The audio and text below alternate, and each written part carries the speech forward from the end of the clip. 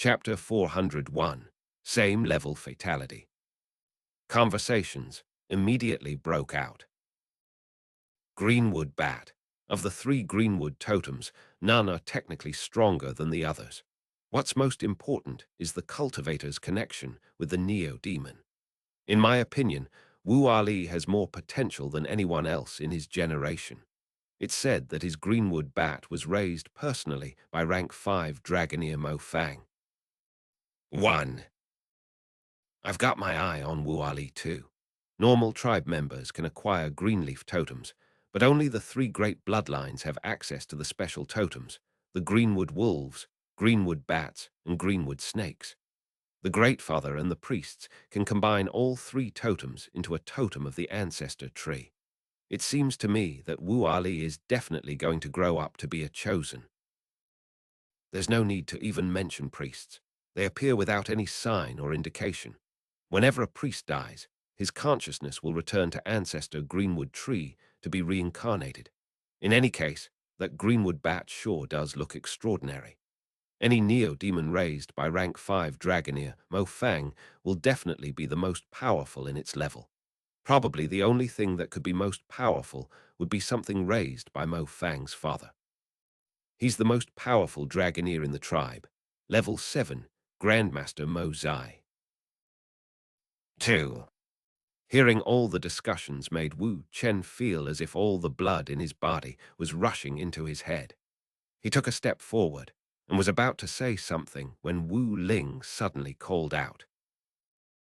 Grandmaster Shui Mu, your assistance is requested. Wu Ling truly did not believe Meng Hao to be capable of securing victory. In order to prevent any loss of face, she spoke before Wu Chen could. As soon as she did, all gazes fell upon old man Shui Mu. Shui Mu gave a dry cough. Actually, this was his first time to engage in a Neo-Demon duel with someone of the three great bloodlines. Although he talked a big game, inwardly he was very focused on the opportunity present here. He had a chance now to increase his reputation, as well as gain other benefits, especially if he won. He waved his right hand, causing the greenwood snake on his shoulder to fly into the air. It was like a green bolt of lightning that shot out to hover in front of the greenwood bat, its forked tongue flicking, its eyes radiating coldness. The greenwood bat's expression didn't change at all, although the coldness in its eyes grew more intense. I am Shui Mu. Presumably you all are familiar with my name, fellow Taoists. I have been raising this greenwood snake for an entire year. The reason it took so long with this particular Neo-Demon is that I tested out a special technique on it to bring forth some mutations. Shui Mu pointed with his right hand, causing the greenwood snake to begin to tremble. Suddenly, a horn emerged from the middle of the snake's flat, glossy forehead. This instantly caused a small commotion among the surrounding cultivators, even the high priest, who did a double take. Meng Hao's eyes flashed as he examined the snake. Then he began to laugh inwardly. Obviously, the horn was no mutation, but rather a simple transplant. It was hard to say what beast it had been taken from, but it obviously had simply added it onto the snake. There were some people in the audience who realized this and paid the thing little heed. However, most of the onlookers appeared to be very interested in matter. Seeing the looks of interest caused Shui Mu to get even more excited. It was at this point that the high priest cleared his throat. Very well, let's begin, he said. Immediately, Shui Mu waved his finger, causing the greenwood snake to fly at top speed toward the greenwood bat. Wu Ali was feeling a bit nervous. Before, he had never paid the slightest attention to Shui Mu, but considering the man had raised a Neo-Demon that had a horn, it suddenly made him feel uneasy. Focusing his thoughts, he caused the greenwood bat's eyes to shine with coldness and then shoot forward. In the blink of an eye, the two green beams of light slammed into each other. Booming sounds echoed out, along with a sharp shriek. Green-colored ripples spread out in all directions. Wu Chen looked up, his face filled with anxiety and his fists clenched tightly. He had been a bit irritated that his sister cut him off earlier, but now he had little time to consider it. His eyes were fixed on the two green beams of light in midair. Wu Ling stood off to the side, feeling extremely anxious. Although she constantly told Wu Chen to endure the suffering silently, she was actually extremely furious. It was only to keep the both of them safe that she counseled him to show restraint. As for this neo-demon duel, she had fought hard to earn the right to have it. All her hope rested on Grandmaster xianxia. Hopefully, a victory here would ensure that the totem medallion stayed safely in their bloodline. Meng Hao looked up at the greenwood snake and its horn. It was currently radiating reddish light that increased its speed. He nodded. So it is somewhat useful after all. It was at this time that a miserable shriek suddenly filled the air as one of the green beams of light suddenly split into two, and a shower of blood filled the air. The green beam was none other than the greenwood snake. Part of its body fell toward the ground, which the greenwood bat snatched up and ripped into shreds with its sharp teeth. It then looked back up at the greenwood snake in the air above, which currently only had half a body left. The greenwood bat let out a cry as it charged up. The greenwood snake tried to avoid it. Unfortunately, even with the aid of the glow emitted by the red horn on its head, it was unable to dodge. In the blink of an eye, the greenwood bat was right at its side. It bit into the snake, which let out a miserable shriek. Its body began to wither, and within the space of a few breaths had turned into a shriveled corpse, its essence absorbed by the greenwood bat. Wu Chen's face fell, and he staggered backward, as if the weight of an entire mountain had just slammed into him. He laughed bitterly. Wu Ling's eyes filled with grief as she looked around helplessly. Conversations immediately broke out among the audience. This defeat was destined to occur.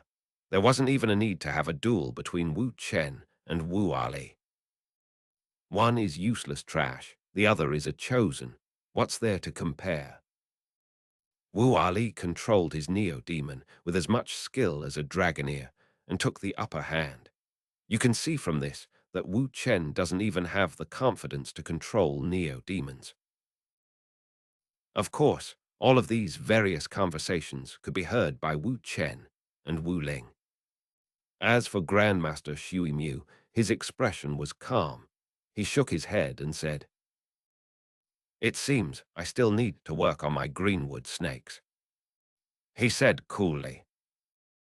"However, as you can all see, the changes I made to the snake increased its speed quite a bit. It may have been defeated by the greenwood bat, but the main reason would be that the greenwood bat was raised personally by rank 5 Dragoneer Mo Fang.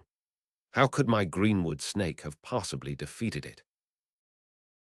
He smiled as looked around at the audience, many of whom still had looks of interest on their faces.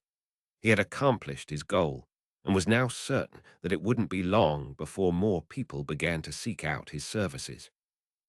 Seeing the ashen look on Wu Chen's face tore at Wu Ling's heart. She turned toward xianxia and angrily said, "Grandmaster xianxia, you told me you were 80% certain you could achieve victory. If you had told me before what you said just now, then I wouldn't have gone to the Great Father to beg for permission to hold this neo-demon duel." "So childish," said xianxia with an annoyed flick of a sleeve. Neo-demon duels are filled with countless unpredictability. Even if I said I was 90% certain, that's just my opinion based on my judgment. After all your years practicing cultivation, do you really not understand something so simple? "You!" she cried, glaring at xianxia. However, a bitter smile slowly appeared on her face. xianxia was a level 3 Dragoneer and an official vassal. Despite her being a descendant of the 3 great bloodlines, she was currently in a very poor position. She knew she had been used, but there was really nothing she could do about the situation except laugh bitterly. Definitely a bit childish, said Meng Hao with a light cough. As soon as his voice rang out, Shui Mu gave a cold harumph. Wu Chen's pale face suddenly flushed with blood as he looked over at Meng Hao. The look in his eyes was like that of a drowning man who suddenly saw a piece of wood floating in front of him. Panting, Wu Chen walked forward. Bowing deeply, he said, "Grandmaster, I beg for your assistance." Wu Ling looked over at him, flames of rage dancing in her eyes. "One word at a time," she said. "How certain are you that you can win?" "About 80," replied Meng Hao with a smile. He looked over at his greenwood wolves and then pointed at Harry Five.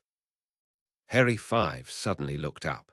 His eyes radiating a cold glow, he shot forward. He performed no flashy moves, but instead transformed into a green beam of light that sped directly toward the greenwood bat. Wu Ali's eyes filled with scorn. Of the three great bloodline totems, greenwood wolves were the largest and also excelled in speed. However, in his mind, they couldn't compare to greenwood bats at all, and he felt absolutely confident that his greenwood bat could sweep across all over level 2 totems. He sent his will out, already able to visualize the desiccated corpse of the wolf. He laughed coldly.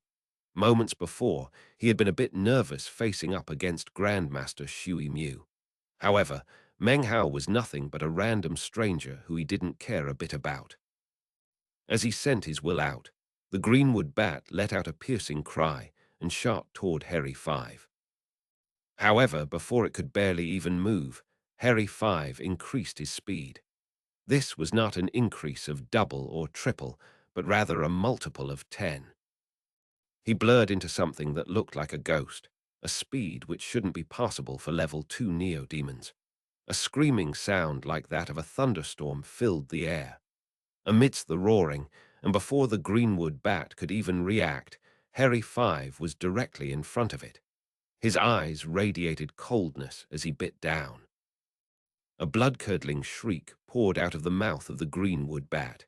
The sound only lasted for a moment before suddenly stopped. Harry Five swallowed down the hand-sized bat in a single gulp. There was a green blur, and then Harry Five was back at Meng Hao's side. From the time he had left Meng Hao's side until the time he returned, only a single breath of time had passed. This was a complete fatality of the same level. Everything was deathly silent. The surrounding audience's eyes were wide, and they looked like they couldn't even breathe. Their minds spun with unprecedented shock. Wu Chen stood there in a daze, and Wu Ling's dainty mouth was wide open. Her expression was one of shock and blankness, as if she were dreaming. Wu Ali stared blankly. The greenwood bat had died too quickly for him to even react. Wu Hai was also in the crowd. Moments ago, when he'd seen Meng Hao getting ready to make a move, he had been worried. Now, however, he was staring wide-eyed, his mind a complete blank. Wu Ali and the rest of the members of his bloodline stared, stupefied, their minds spinning. Things had happened so quickly, they didn't even have a chance to tremble. As for the Grand Elder, his eyes instantly filled with an unprecedented glow as he stared at Harry Five. The Earth Priest took a deep breath and looked over at Meng Hao, his gaze glowing as brightly as the sun. A long moment passed before a buzz filled the air. Instant fatality. An instant fatality of the same level. That's a mutated greenwood wolf. Heavens, that's a mutated greenwood wolf. It was so fast. Its speed is even greater than that of a level 3 neo-demon. This wasn't a neo-demon duel, it was an absolute slaughter. The only people who can raise neo-demons like this are high-level dragoneers. It was at this moment, during the reactions, that all eyes came to rest on Meng Hao. 1. Mo Fang's name in Chinese is Chinese letter Mo Fang. Mo is a surname which also means Black. I. Ink. Fang means square. 2. Mozai's name in Chinese is Chinese letter Mozai. This name is exactly the same as a famous Chinese philosopher. Chapter 402. You predicted that too. Wu Chen had the sudden urge to cry out. Moments ago, he had been the object of ridicule. A breath later, it was the exact opposite. He couldn't speak, and in fact, tears welled up in his eyes and began to flow down his face. He started to laugh. This laughter was a release of all the pressure that he had felt over the past years. At the moment, he didn't even care about the totem medallion. All he cared about was this feeling of finally rising up, the feeling of no longer being below others. Disbelief filled the eyes of Wu Ling, and her brain felt as if it were being struck by 100,000 lightning bolts. What had happened just now didn't seem possible, and all she could do was stare with wide eyes at Meng Hao. Her mind was a complete blank. The only thing she could think about was how staunchly Wu Chen had insisted on asking Meng Hao for help. Slowly, her face grew pale as she thought of all the things she had said. Then she thought about the things she hadn't spoken out, but only thought, and of her plans to kill Meng Hao. All of these things filled her with complex emotions, as if everything she had said and done up to now was one big joke. Conversations continued among the audience. The strangest thing is that Wu Ling asked for help from Grandmaster Shui Mu when there was a powerful expert like this in the Crow Scout tribe. Even more strange is how the brother and sister looked so hopeless after Grandmaster Shui Mu was defeated. Hearing these conversations caused Wu Ling's beautiful face to begin to redden. It wasn't a flush of bashfulness, but rather deep shame. She wasn't sure what she should say. All her words and actions were exactly as Meng Hao had said, childish. There really was no other words that could describe them.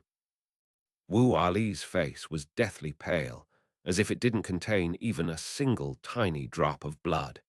He had been branded to the Neo-Demon at the time of its death, and it seemed he had been injured as a result. His cultivation base was even unstable and on the verge of suffering injury. The Crow Scout tribe's grand elder, the middle-aged man, gave a cold harumph. Immediately, other members of his bloodline stepped forward to settle the shaking of Wu Ali's cultivation base. All of them looked at Meng Hao with killing intent. Off to the side, Shui Mu was panting, his eyes filled with disbelief. What had happened just now filled his mind with buzzing. Then he heard what people were saying around him, and it was as if a viper were inside of him biting into his heart. His eyes instantly became bloodshot. Being defeated by the Neo-Demon of a rank 5 Dragoneer wasn't too bad. In fact, it was almost an honor. But the fact that the Neo-Demon he had raised didn't measure up at all to Meng Hao filled him with intense jealousy and hatred. That's only one of the 5 Neo-Demons you've raised, he said through gritted teeth. I predicted such extraordinariness when they were young, and I was raising them. Although I didn't know it would mutate, and I could see that it was extraordinary. His words caused the expressions of the surrounding Crow Scout tribe members to change. Don't tell me it was all just a coincidence. That would certainly explain why this guy isn't famous. He really just struck it lucky and got a mutated Neo-Demon. As the discussions continued, Wu Ali glared at Meng Hao. His voice hoarse, he said, I refuse to admit defeat. If you really have what it takes, then switch to another Neo-Demon and we'll have another duel. As he spoke, he slapped his chest and then stretched out his hand. Immediately, a black skull appeared in his palm. He threw it out, whereupon it exploded with a boom, transforming into a black bone dust which spread out in all directions. The bone dust emitted a strange and unique aura. As soon as the aura appeared, a roaring could be heard from further up on the mountain. Next, a black beam descended. It took only the space of a few breaths for it to arrive in the square. As it did, the black beam of light transformed into a black bat. The bat was black, but green veins could be seen all over its body. A black aura pulsed off of it, and its eyes were bright red. It emanated a malevolent aura and emanated the pressure of a level 3 neo-demon. The appearance of the bat caused quite a commotion among the audience, which immediately buzzed with conversation. A level 3 greenwood bat, and it's mutated. If it weren't, it wouldn't be black. I recognize that bat. It's a venomous greenwood bat raised by Grandmaster Mo Fang. It's actually only level 2, but because it's mutated, it emanates the pressure of a level 3 neo-demon. I remember some people offering an exorbitant price for that bat a few years ago, but Grandmaster Mo Fang wasn't willing to give it up. The bat floated there in midair, gazing around with its crimson eyes, which came to rest on the 5 greenwood wolves next to Meng Hao. The bat opened its mouth to reveal a set of sharp black teeth. It let out a howl, then flickered as it shot toward Meng Hao. The speed with which it approached seemed comparable to the greenwood wolf from moments ago. "Harry 4," said Meng Hao coolly, standing there as if he didn't even see the incoming black bat. Moments ago, Harry 4 had been standing there looking bored, but as soon as he heard Meng Hao's command, he suddenly lifted his head up and howled. Immediately, ripples spread out in all directions. The instant the ripples touched the bat, it began to tremble. Whereas moments ago it had been speeding forward, it now involuntarily stopped. As soon as it stopped moving, Harry 4 shot forward with explosive speed that exceeded that of Harry 5 by double. In the blink of an eye, it was upon the black bat, whereupon it slashed out with its claws. A boom filled the air, along with a miserable shriek. Just now, everyone had taken this black bat to be beyond ordinary. It was even mutated. Now, though, it took only a moment for its entire body to explode. Under the claws of Harry 4, it died in an instant. The entire fight lasted for only the space of one breath. This was another instant fatality. Harry 4 turned into a green blur as he returned to Meng Hao's side. The surrounding Crow Scout tribe members were all breathing raggedly, and their eyes were wide. The scene just now left them in complete silence for a moment, after which a great commotion exploded out. "That one's also mutated. He has 5 greenwood wolves. Don't tell me they're all mutated. The way he's raising those greenwood wolves. Just what rank of dragoneer is he?" Amidst the commotion, Wu Chen and Wu Ling stared in astonishment. Wu Ali's face was pale white, and without even thinking about it, he backed up a few paces. These 2 neo-demon duels far exceeded his capacity for thought. They left his mind a spinning blank. The Crow Scout tribe Earth Priest once again gazed thoughtfully at Meng Hao. Next to him, the Grand Elder was frowning as he glared at Meng Hao. As for old man Shui Mu, his jaw had dropped, and he was staring blankly at Meng Hao's greenwood wolves, his mind a complete blank. After a moment of mental struggle, he cried. So it wasn't just one mutated greenwood wolf, but 2, just as predicted. Inwardly, he was gnashing his teeth, but on the surface, he put on a profound and mysterious air.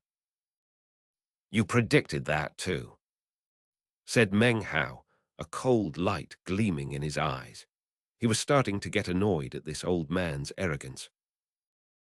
"Harry 3. As soon as Harry 3 heard Meng Hao's voice, he lifted his head up and emitted an astonishing howl. As it echoed out, the faces of the Crow Scout tribe members immediately filled with shock. In addition, all of the tribe members of the Foundation establishment stage or lower were shaken. Beneath the power of Harry III's howl, all cultivation bases of Foundation establishment and lower began to involuntarily rotate. The totems, tattoos of those cultivators began to shine brightly, and they felt an enormous pressure. The power of the howl shook everything. In the blink of an eye, this scene, coupled with the actions of Harry's 4 and 5 just now, caused an even greater commotion. That's another mutant. 3 mutants. That guy has a total of 3 mutant Greenwood wolves. Each one is more powerful than the one before it. This Greenwood wolf is even more powerful than the peak of a level 3. It's almost the same as level 4. As the commotion broke out, xianxia's face flickered with various emotions. He felt as if someone were violently smashing at his heart with a hammer. He staggered back a few paces. Before he could say anything, Meng Hao's voice could be heard. "So, did you predict that too?" he asked coolly. Xianxia felt his mind reeling. Gnashing his teeth, he was about to respond that he had, when Meng Hao patted Harry too on the back.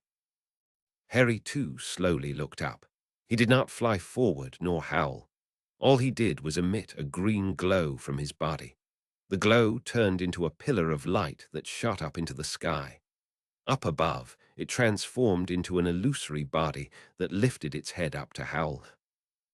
This howl caused all of the level 3 neo-demons in the Crow Scout tribe to tremble. They couldn't stop themselves from prostrating and emitting simultaneous howls of reverence. The sound caused everyone's hearts to tremble violently. No one spoke even a single word.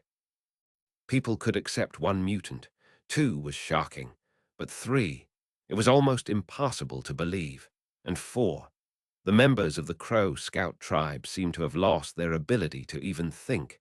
They stared blankly at the 4 Greenwood wolves standing next to Meng Hao. Rank 3 Dragoneer Grandmaster Xianxia, was this another thing that you predicted? Asked Meng Hao, his voice cold. His words caused all eyes to shift onto the old man. Xianxia's face twisted, and he coughed up a mouthful of blood. Then he pitched over and fell unconscious onto the ground. There was nothing else he could do in response to Meng Hao's incisive words.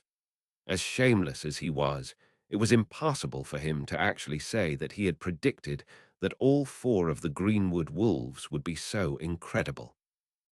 The moment Xianxia fell onto the ground, a cold voice suddenly drifted down from the lofty position high up on the mountain from which the black bat had flown from.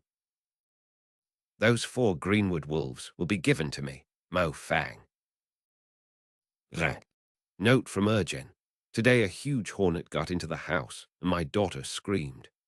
Apparently she was thinking of a scene from a cartoon because she immediately put on a Balala fairy costume, grabbed a magic wand, and dragged me into battle with her. It took about half an hour, but the father-daughter team eventually won the battle against the evil hornet. Chapter 403, My Pill. As soon as the sound echoed out from the mountain peak, a figure could be seen descending. A middle-aged man strode forth, wearing a black robe. His features were handsome and filled with a certain grimness. He came to a stop next to Wu Ali, his hands clasped behind his back. The surrounding Crow Scout tribe members instantly recognized him. It's Grandmaster Mo Fang. Wu Ali took a deep breath as he clasped hands and bowed deeply to the man. At the same time, the faces of the surrounding Crow Scout tribe members filled with veneration as they also clasped hands in greeting. A smile covered the face of the Earth Priest as he nodded slightly toward the black-robed man. Next to him, the smile on the face of the Grand Elder was even more exuberant. This black-robed man was none other than the Crow Scout tribe's rank 5 Dragoneer Mo Fang, who occupied a very high position within the tribe. He looked over at Meng Hao, then back at the Earth Priest and the Grand Elder. These 4 mutated greenwood wolves appear to be excellent. My horde currently lacks some good attack neo-demons. If I raise those greenwood wolves for a while, they should meet my requirements. Could I prevail upon the Earth Priest and the Grand Elder to fulfill my desire? The entire time he spoke, it was obvious that his words were not directed toward Meng Hao. The arrogance with which he spoke made it clear that he took no note whatsoever of Meng Hao. This was the disregard of a highly ranked Dragoneer. It didn't matter that it was Meng Hao who had raised the 4 mutated greenwood wolves. In his opinion, Meng Hao was nothing but an insect. Such an attitude was something Meng Hao had seen quite a bit of in the past. He gave a faint smile in response to Mo Fang's disregard, an expression much similar to the one he had directed toward Wu Ling earlier. The Crow Scout tribe's Grand Elder gave a slight smile in response to Mo Fang's words, but didn't say anything. He simply looked over at the Earth Priest. The Earth Priest's expression was thoughtful.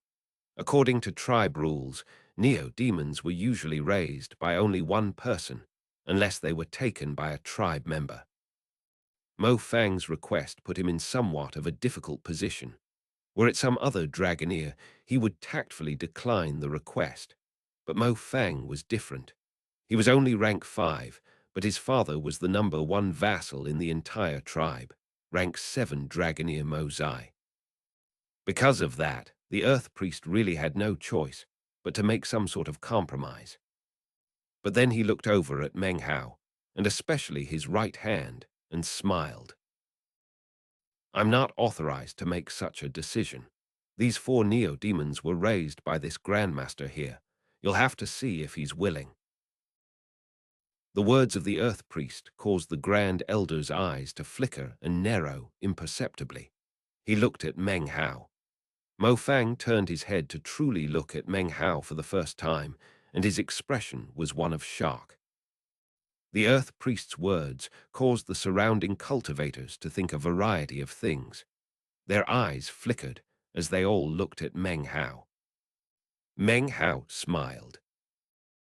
If you can get these greenwood wolves to follow you, then I won't stop them. But if you can't, then according to the rules, I, Meng Hao, will have to select a few neo-demons to take from your horde. As far as Meng Hao was concerned, this was his opportunity to make his mark in the Crow Scout tribe. Mo Fang had appeared, looking to make a fool of himself. Meng Hao would naturally accommodate him. Mo Fang glared superciliously at Meng Hao and said, "You'll never get a chance to select a single one of my neo-demons. As a Dragoneer, I will help you to understand the meaning of controlling neo-demons." With that, he flicked his sleeve and strode in Meng Hao's direction. Smiling, Meng Hao took a few steps back, allowing him full access to the greenwood wolves. Mo Fang was getting excited. As a rank 5 Dragoneer, he had a variety of techniques to use to control neo-demons. This was especially true of his particular bloodline, which had produced a rank 9 Dragoneer in the past. That was one step away from Grand Dragoneer. In the end, he had perished, but before doing so, had passed down his secret techniques as a legacy for successive generations. It might not compare to some of the other Western Desert Dragoneer legacies, but here in the 5 Crow divinity tribes, it was quite outstanding. Greenwood wolves are wood-type neo-demons that are born at level 1 and can grow to level 7. Within the lists of Western Desert neo-demons, they are in the 891st position. Their original ancestor was born beneath the ancient greenwood tree, thus the reason they are called greenwood wolves. They move with blinding speed and have sharp fangs. They also enjoy the fragrant smell of forest leaves. The thrice-refined green incense of a rank 5 Dragoneer can cause all masterless greenwood wolves under level 5 to submit. The surrounding cultivators' eyes were filled with looks of reverence as Mo Fang arrogantly explained himself. Meng Hao's face was covered with his usual slight smile. He said nothing, but merely watched as Mo Fang produced a green incense stick. The incense stick seemed to have been created using various plant and vegetation materials. As soon as it appeared, a faint, fragrant aroma drifted out. However, the aroma seemed to have absolutely no effect on the 5 greenwood wolves. They continued to laze about on the ground, not paying it the slightest heed. "Not bad," said Mo Fang. The fact that they can stand up to this high-level green incense shows that these neo-demons are beyond ordinary. However, it will be a much different story after I light the incense with my secret Dragoneer kindling magic. Fellow Taoists, please observe. Setting his chin, he suddenly flashed an incantation with his right hand. Soon, ripples of magic could be seen, which spread out toward the green incense that he held in his other hand. An intangible flame appeared, causing the green incense stick to begin to smolder. The aroma was immediately 10 times thicker than before as it emanated out in all directions. All of the surrounding cultivators who had greenwood wolf totem tattoos were shocked to find the totems within their bodies surging involuntarily. The cultivators backed up away from the horrifying fragrance. However, the 5 greenwood wolves who lay directly in the middle of the aroma didn't react even the slightest bit, except for Harry 5, who lifted his head and yawned lazily. Everything was quiet. Quite a few people were looking at Mo Fang, whose face was flickering slightly. He'd never imagined that something like this could happen. With a cold snort, he suddenly snapped his fingers, causing the green incense to collapse. The aroma of the incense then grew several times stronger and thicker as it emanated out. And yet, Big Harry and Harry 2 didn't even bat an eyelid. As for Harry 5, he actually nudged Harry 4 playfully, completely ignoring Mo Fang. Meng Hao coughed dryly. The aroma was completely ineffective because of their mutation. Previous flaws that existed within ordinary greenwood wolves were now gone. "Not bad," said Mo Fang, clearing his throat. "These greenwood wolves are very good at resisting this incense, but that doesn't matter. I, Mo Fang, have many techniques. If the simplest doesn't work, who cares?" Suddenly, he waved his right hand, causing a red glow to appear in front of him, within which could be seen a huge lump of meat. The fresh meat dripped with blood, the smell of which spread out to fill the area. Harry 5 suddenly looked up. Harry's 4 and 3 also looked over. The surrounding audience members who had greenwood wolf totem tattoos backed up, their faces filled with fear. They could feel the greenwood wolf totems inside of them moving about in agitation. It seemed like they might go completely out of control and burst forth at any moment. Mo Feng laughed. "The blood and meat of the search tree deer is irresistible to greenwood wolves. That is especially true of this lump of meat, which I, Mo Fang, have been refining for 8 months. Harry 5 had an odd expression on his face as he looked over. He sniffed the air a few times, then turned back to play with Harry 4. Harry 3 studied the lump of meat for a moment, then seemed to find it boring and looked away. Meng Hao chuckled. During his training of these wolves, Meng Hao had only fed them meat like this once, that first time in the beginning. Afterward, he only fed them meat when he secretly took them out into the mountains and let them kill and eat live beasts. To them, it was somewhat of a habit. When it came to meat that wasn't fresh, they wouldn't find it interesting at all. The only reason Harry 5 had looked over earlier was because of curiosity. Mo Fang's eyes went wide. However, the surrounding Crow Scout tribe members were all looking at him, so he merely coughed and covered his face with an expression of praise. "So, it seems I'll actually have to use something really powerful," he said through gritted teeth. He waved his hand, causing a green liquid to appear. This provoked no reaction from Big Harry and the others. Mo Fang was starting to get anxious. He quickly performed an incantation with both hands, employing a magical technique that caused glowing bands of light to shoot out toward the 5 greenwood wolves. The wolves, however, didn't even so much as glance at the bands of light. They continued to play around, except for Big Harry, who had closed his eyes to nap. The surrounding Crow Scout tribe members had strange expressions on their faces. They had seen Mo Fang use incense, meat, water, and even magic. He was using so many methods that he had started to sweat. However, none of them provoked any reaction at all on the part of the Greenwood wolves. They continued to ignore him. Wu Chen, Wu Ling, and the others all watched on with odd expressions. Even the Grand Elder was frowning. As for the Earth Priest, a thoughtful smile could be seen on his face as he looked again at Meng Hao's right hand.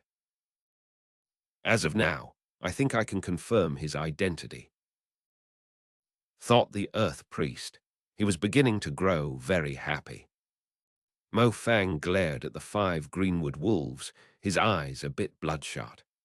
Gritting his teeth, he slapped his bag of holding, which caused a bloody glow to emerge. It came to rest on his hand in the form of a blood-colored medicinal pill. The instant the medicinal pill appeared, the surrounding Crow Scout tribe members' faces lit with shock. Their totem tattoos began to glow as one neo-demon after another appeared.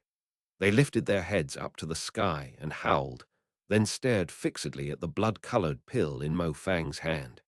If their masters weren't holding them back, it seemed as if these neo-demons would charge forward in attack. The Grand Elder's eyes narrowed. That's... Even the Earth Priest narrowed his eyes. Holding the pill out, Mo Fang arrogantly said, "I have been refining this pill from the day I became a rank 1 Dragoneer. This is a demon-nurturing pill." This was his trump card as a Dragoneer, a method specifically targeting neo-demons. Demon-nurturing pill. So it's a legendary demon-nurturing pill. It's said that this type of pill has long since vanished from the face of the earth, and yet Grandmaster Mo is holding one right there. Everyone was completely shocked. His voice filled with pride, Mo Fang said, "Although this is not a real demon-nurturing pill of legend, it has been handed down from my ancestors. True, it might not measure up to the pill of the Frigid Snow clan. However, their formula was actually flawed. My pill can definitely outdo any other pill in the Western Desert. It can cause all neo-demons within a 300-meter area to go crazy." As far as Mo Fang was concerned, now that he had produced this pill, there was nothing to worry about. If it wasn't for the fact that he was in a bind and everyone had watched him pull off a string of failures, he would never have dared to pull it out. All of the neo-demons in the area were howling. Meng Hao's greenwood wolves looked over at the pill, strange expressions in their eyes. This chapter was sponsored by Anan, Nam Tran, and Rudolph Areola. Chapter 404, Shamed into Rage. Mo Fang held out the demon-nurturing pill, his expression aloof.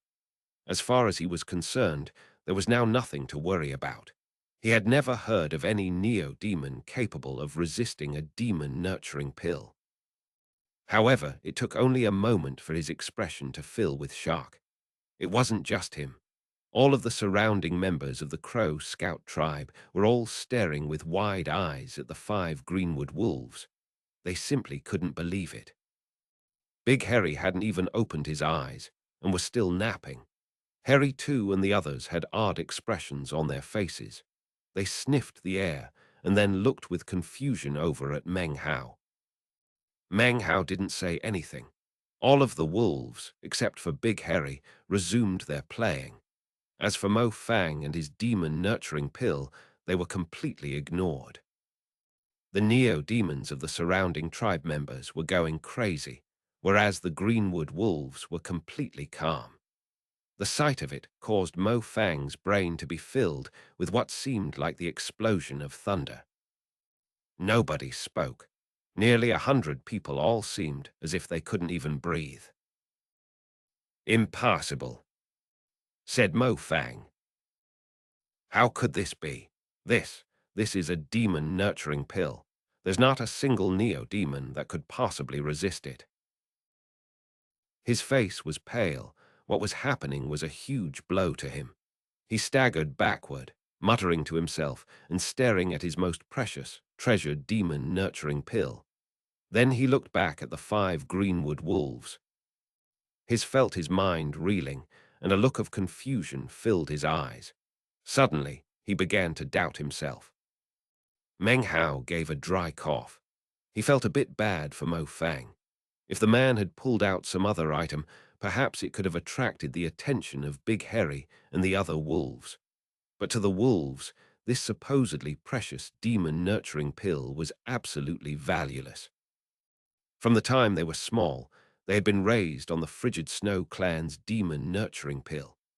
Most importantly, even the Frigid Snow clan couldn't concoct a demon-nurturing pill of the same quality as Meng Hao, unless they had a grandmaster of the Tao of alchemy like him.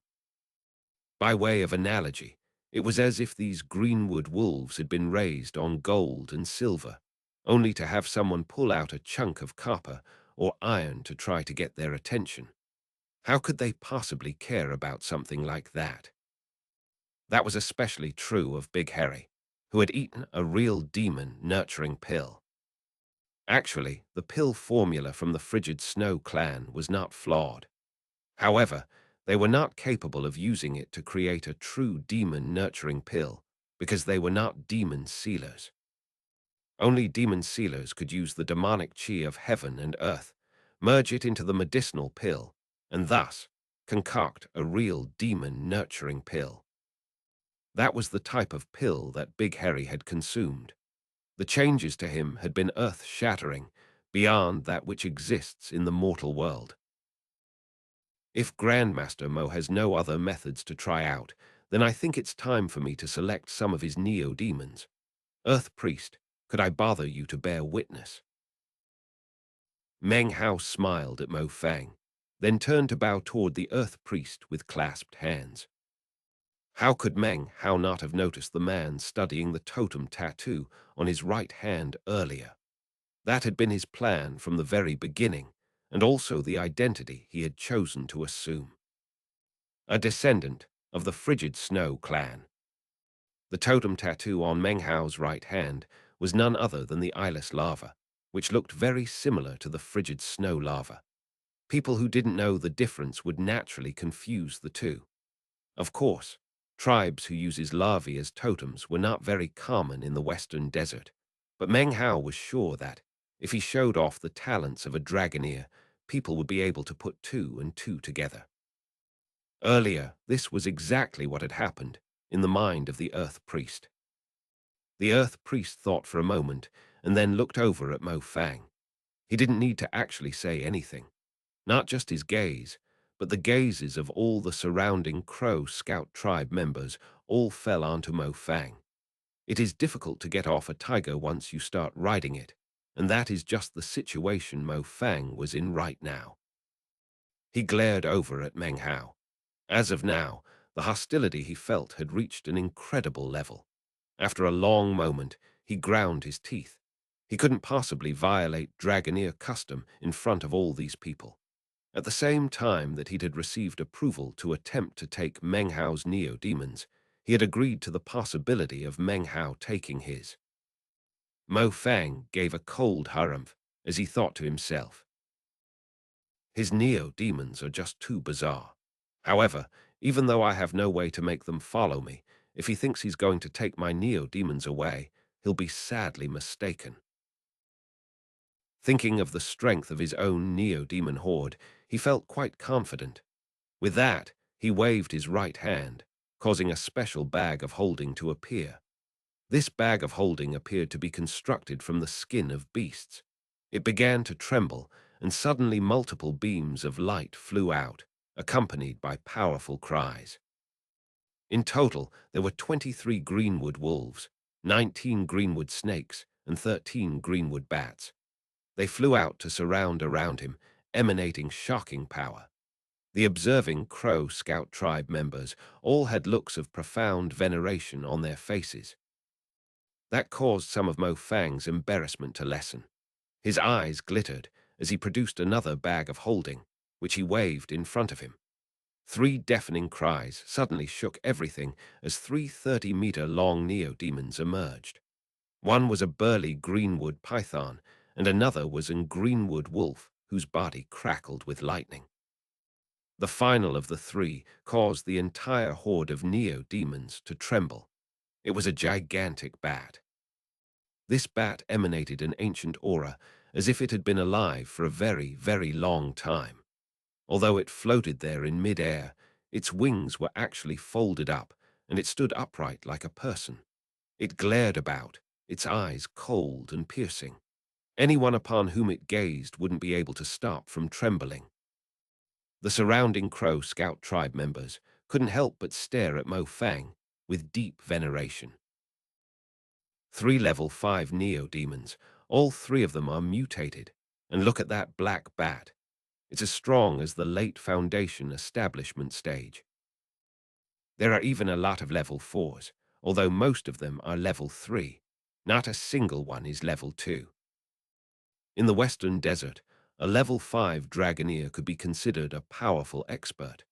For example, this Mo Fang actually only had a cultivation base at the mid-Foundation establishment stage.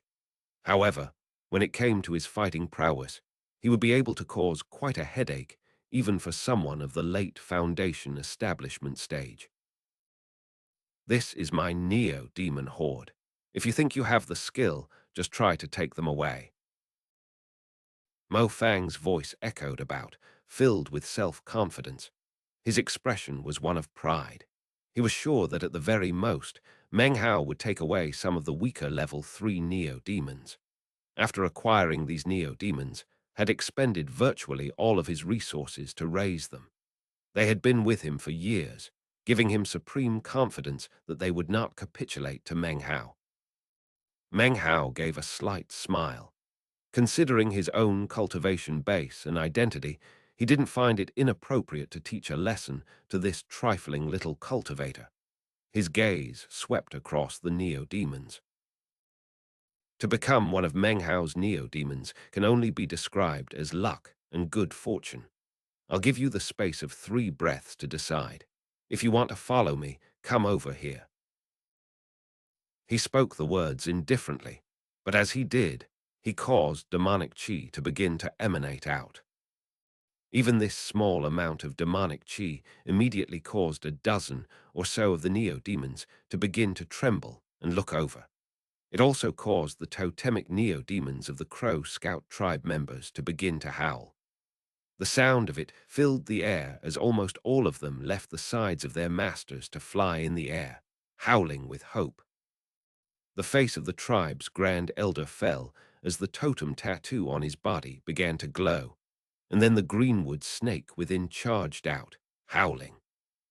The face of the Earth Priest also fell as his own totem tattoo began to emit a glow. Gasping, he waved his hand, causing the power of his cultivation base to explode out. Invisible shields suddenly sprang up everywhere, preventing the totemic Neo-Demons of the tribe members from charging forward. Mo Fang's face was filled with thorough disbelief, and he was breathing rapidly. He stared at the Neo-Demon horde which had moments ago been obediently standing at his side. Now, they were howling crazily and charging toward Meng Hao. In the blink of an eye, only the 3 level 5 Neo-Demons were left behind struggling.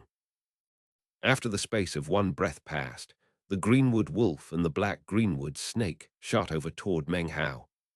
Now only the bat remained, staring fixedly at Meng Hao with its cold eyes. However, within those eyes could be seen both intelligence and shock. "Come here," said Meng Hao, staring back at the bat. He could tell that the bat was suffering from some hidden injury that others would find it difficult to be able to detect.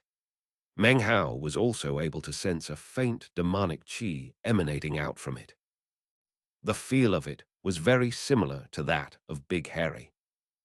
However, the demonic qi was in disorder, which was why Meng Hao was able to detect the strange injury.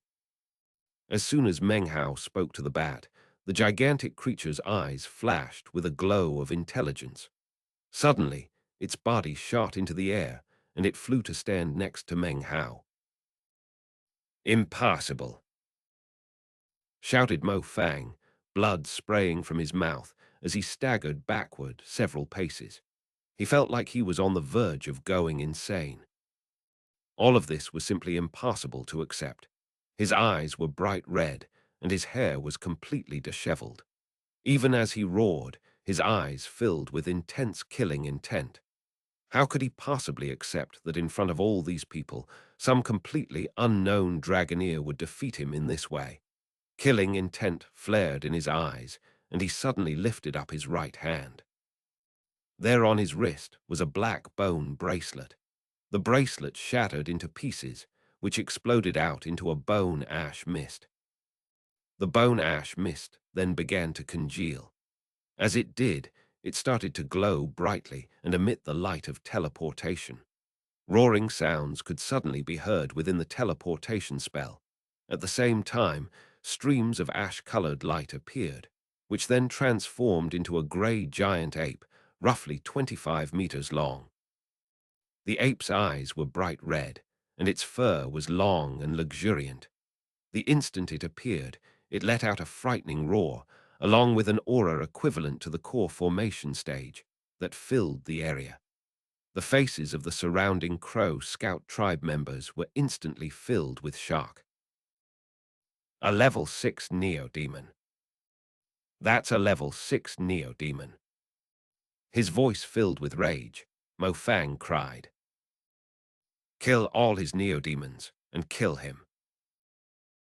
Immediately, the giant ape rose up and let out a shocking roar. Then, it charged directly toward Meng Hao. Its face was filled with ruthlessness, as if there was no living thing that it couldn't rip to shreds. Meng Hao's eyes grew cold. "Big Harry," he said coolly. As soon as the words left his mouth, Big Harry, who had been napping the entire time, lifted his head. His body looked skinny and weak, but then suddenly exploded with shocking power. His cold eyes filled with brutality and madness that soared to the heavens.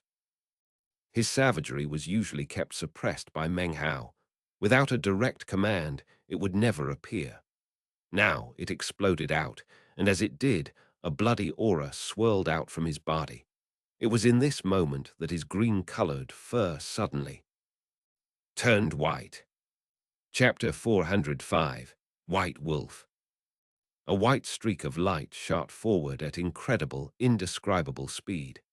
In a split second, it was directly in front of the giant ape. A boom rattled out, shaking heaven and earth, and waves of ripples spread out in all directions, kicking up dust and causing a howling wind to sweep about. A howl followed by a groan could be heard from the giant ape's mouth. It was as if its enormous body had suddenly slammed directly into a mountain. It fell back, blood spraying from its mouth as its shrill cry echoed out around it. Its chest was now awash with blood. An enormous chunk of flesh had been violently ripped out of it. The white light flickered, and Big Harry was standing off to the side, holding the chunk of meat in his mouth. He swallowed the meat down and then licked the blood from his lips. His expression was one of pride, coupled with cold ruthlessness. He looked at the giant ape for a moment, then raised his head to the sky and howled. Suddenly, a field of illusory shadows appeared around him, within which the image of an enormous tree could be seen. The tree began to twist, its branches intertwining with each other to change into the image of a huge wolf's head. As Big Harry leaped forward, the giant ape looked terrified. Nonetheless, it let out a roar, causing its body to expand as it shot to meet him. Big Harry's body flickered as he once again neared the giant ape. His ghastly mouth opened wide and then clamped down onto the ape's neck. This time, the giant ape's shrieks couldn't be any more miserable. A blood-curdling scream echoed out, along with a cracking sound. Blood shot out of the giant ape's head as Big Hairy ripped it clean off the body. Holding the head in his mouth, he turned and flickered back to Meng Hao. Dropping the head to the ground, he licked some blood off of it and then looked around with coldness and savagery at the surrounding onlookers. Of course, he would only attack if Meng Hao uttered another command. The other neo-demons surrounding Big Hairy backed away from him, trembling, not daring to be near him. Even Hairy too and the other Greenwood wolves did so. As for the level 5 Lightning Greenwood wolf and the python, they also slowly backed up, their expressions filled with vigilance and reverence. It was only the enormous black bat that looked coldly at Big Hairy. Big Hairy looked back, savagery dancing in his eyes. The two neo-demons faced off, sizing each other up. Further away in the square, Mo Fang stood there with a blank look on his pale face, his body trembling. The giant ape was now only a headless body. Blood surged out from the neck, filling the entire square with its smell. After a long moment, people finally started to breathe again. Everyone's eyes were glued onto Big Hairy. Their expressions were that of astonishment, shock, and excitement. White wolf. It turns out that it's a white wolf. The Crow Scout tribe's ancient records mention a crow divinity white wolf. According to the legend, that's the same color as the ancestor of all Greenwood wolves. Don't tell that this is the reincarnation of the ancestor. A mutated, reincarnated ancestor. That's something you rarely see even in 100 years. In 10,000 Greenwood wolves, you might only find one. The Crow Scout tribe hasn't had a white wolf appear in ages. The Crow Scout tribe members were in an uproar. The minds of each and every person was filled with shock, to a level far exceeding that caused by anything that had happened earlier. As for the tribe's grand elder, he was breathing heavily, and his eyes filled with a bright glow of greed that he couldn't suppress. The earth priest's body trembled, and his eyes glowed with astounding brightness as he stared at Big Hairy and the white fur that covered his body. He panted for a moment before recovering his composure. "Earth priest," said Meng Hao coolly. "I asked you to bear witness, so I'm afraid I'll need an explanation regarding this giant ape neo-demon. Otherwise, you can't blame me for handling the matter myself." He waved his hand, causing a handful of neo-demons to shoot forward, latch onto the giant ape's corpse with their sharp teeth, and drag it back to Meng Hao. Meng Hao clasped hands and bowed, then, in front of all the surrounding cultivators, turned and began to walk down the mountain. As he did, the tribe members who stood in his way moved off to either side to make room, their faces filled with veneration. Quite a few even bowed their heads to him. In the cultivation world, respect is shown toward the powerful. Such was the case no matter where one went. In fact, in the vast lands of the Western Desert, this was even more the case. As for old man Shui Mu, he had regained consciousness by this point. He looked at Meng Hao as he walked off, and the dozens of neo-demons that were following, and his eyes filled with awe. No longer was he jealous or envious. He knew that the difference between them was far too vast, to the point where he no longer felt any rancor. Instead, there was only fear inside him. The Crow Scout tribe Grand Elder watched Meng Hao leaving with all the neo-demons, and his eyes flickered coldly. "You're going to leave just like that," he said coolly. As soon as the words left his mouth, ripples of pressure emanated out, enveloping the area Meng Hao stood in. The Grand Elder's body flickered, and a moment later, he was standing directly in front of Meng Hao, blocking his way. "That white wolf is a sacred relic of ours. Leave it behind, and then you may depart." The Grand Elder's eyes flickered across Big Hairy, and his heart started to pound with eagerness. It was impossible to prevent some of that eagerness from showing on his face. "I'm sorry, I didn't hear you clearly. Could you say that again?" As he spoke the words, Meng Hao's eyes looked the same as they usually did. However, there was just a hint of coldness as well. Immediately, killing intent from the surrounding neo-demons filled the air. This was especially true of Big Harry, whose pupils suddenly turned completely white. As for the black bat, it floated there in midair, its eyes red. It too was emanating killing intent. If that was all there was to it, it wouldn't be a big deal. However, totemic light suddenly flashed up from the back of Meng Hao's right hand. The aura of the eyeless lava emanated out. The eyeless lava lived because it had plundered a breath from every living thing in the world. Its existence was shocking to the extreme, and the instant its aura emanated out, the Grand Elder's face fell.